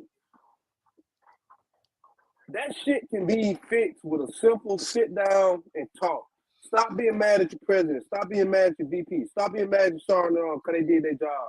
Stop being mad at your state rep because they did this. Now, I am going to say this. If you out here abusing your power, out here bullying these members, and I want y'all to know, and I'm going to put you out there. I'm not saying names. I want you motherfuckers to know that out here abusing your power, not doing what you're supposed to. I get calls all the time. I don't know speak on you, but do know. If you ain't learned that tonight, do know that people do know and we're watching. So you might want to start doing what the fuck you need to.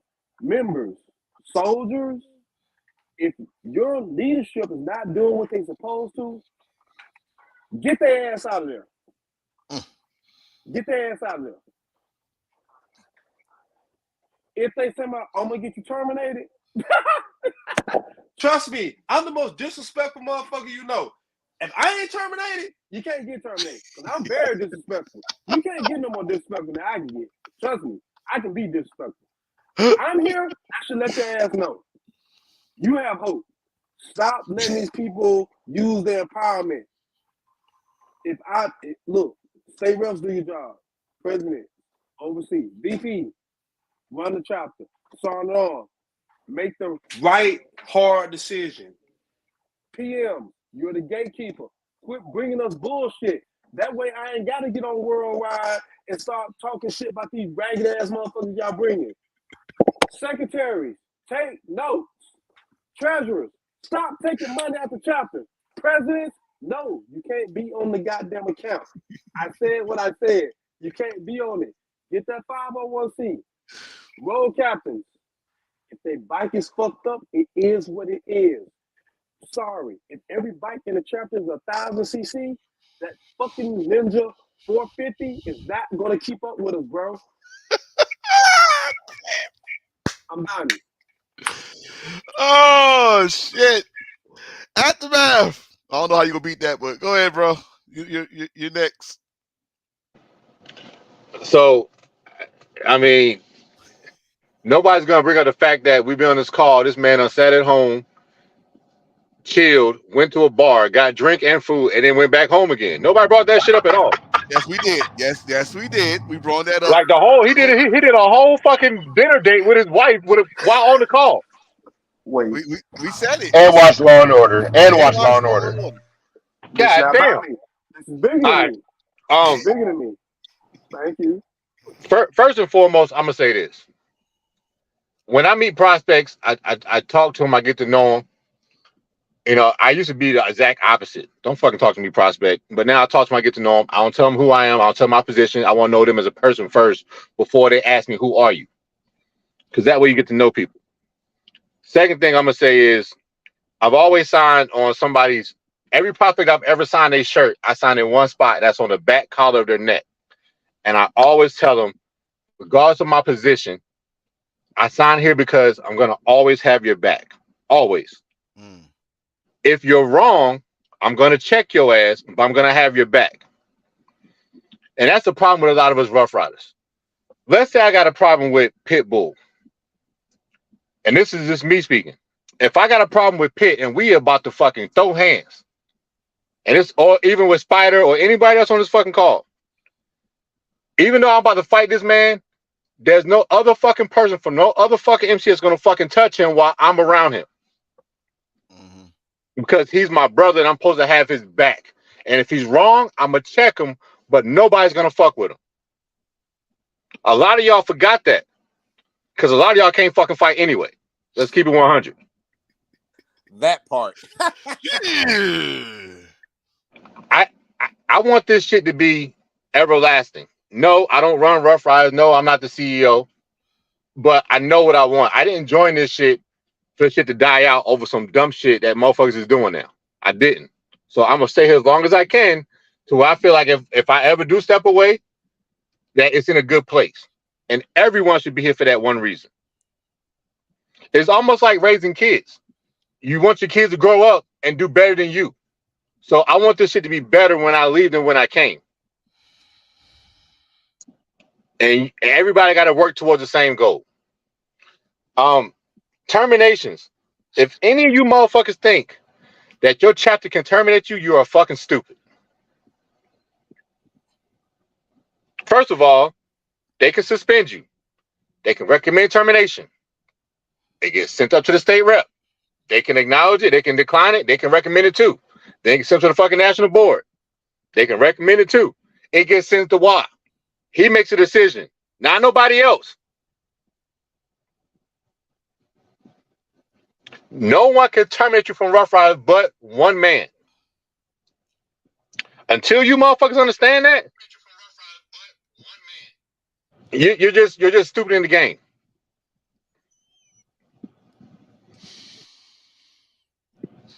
Yes. I love this shit, man. Like I y'all don't understand how much shit I've been through from beginning to end in this Rough Rider shit. How many fights I've gotten into, how times I went to different clubhouses and gotten, literally pulled out guns on other members by myself in clubhouses over this Rough Rider shit. I've been jumped.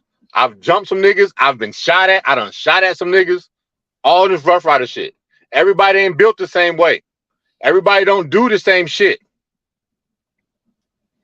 I've been in fucking events where me and another state rep, I'm not gonna say his name, he was in Virginia. We was in a club. It was 2 against 12. One of the motherfuckers knew me. It stopped the whole fucking fight. If you're just known in your market and just in your area, then you ain't doing shit right. Because I can go to any state and be good, not off of me being a big ass black dude with a beard, but because people know me because I travel everywhere. I go get to know people in other states. I'm heading to Arkansas right now, on the way to Arkansas. It ain't because I got nothing to do. It's because I want to go meet some more people. I've been this shit 20 years and I still want to meet motherfuckers. Some of y'all are content with what the fuck you got and you don't want nothing else. And you the motherfuckers that we don't need in our fucking chapter, in our fucking state, in our fucking nation, in our fucking organization. If you want to be content with what the fuck you got and you don't want to strive for something better, get the fuck out of here, dog. That's all I got. FML. Yeah. When you got in a fight? Huh? When did you get a fight? When did I get in a fight? Yeah. Shit, nigga. Hey, I seen a white boy almost whoop. Hey, huh? I seen a white boy almost whoop his ass at a gas station. Hey, I'd have been the witness to aftermath. Now, hey. This is Let me tell you something, man. I have tried my best to be the guy that could talk to people, but when I get to the point where I'm done talking, it's nothing you're gonna do to stop me.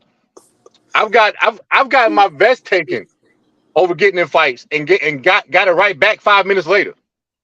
Time out. Who That's just posted? Oh my god, you guys still here? Oh my god, you still watching? Right. Yeah, I'm on your ass. Hey, see, but I just want everybody to want something better than what they already have. If you guys, like I said, if you guys are not trying to make this shit better, if you're just here to fucking have a vest on, you're gonna get weeded out eventually. Yep.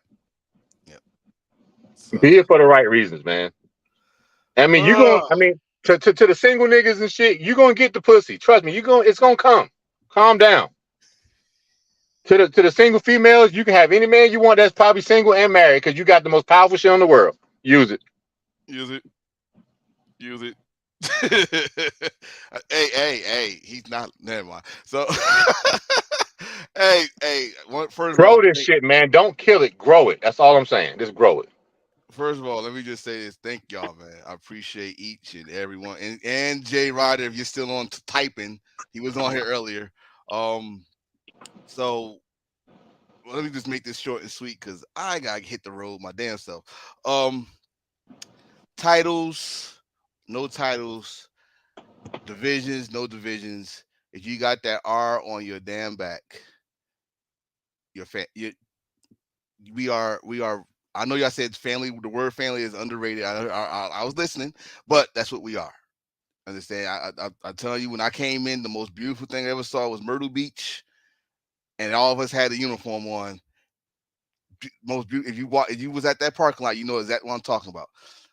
And the thing is, if people say they wanted to go back to that, we can't make it go back to that.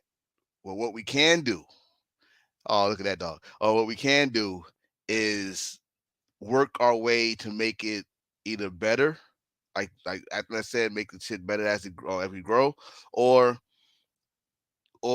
we just gotta move in a different way, because the way we going right now, this shit might not last another 30 years. I'm surprised at hitting 30. Yes, we got 35 years of Rough Riders, right? So again, thank y'all very much. I hope some people learn some things. I hope the people that got these new positions learn and like, oh, I can't do this, can't do that, because I got some veterans on here that told y'all what's going down. My next episode, though, I'm gonna let y'all know right now. Next episode is July 7th, and we bringing Scorpio back. So hopefully he's sober. We ain't gonna do no 3-hour fucking. Edward coming on. Edward is coming on. Edward is coming back. I said Edward.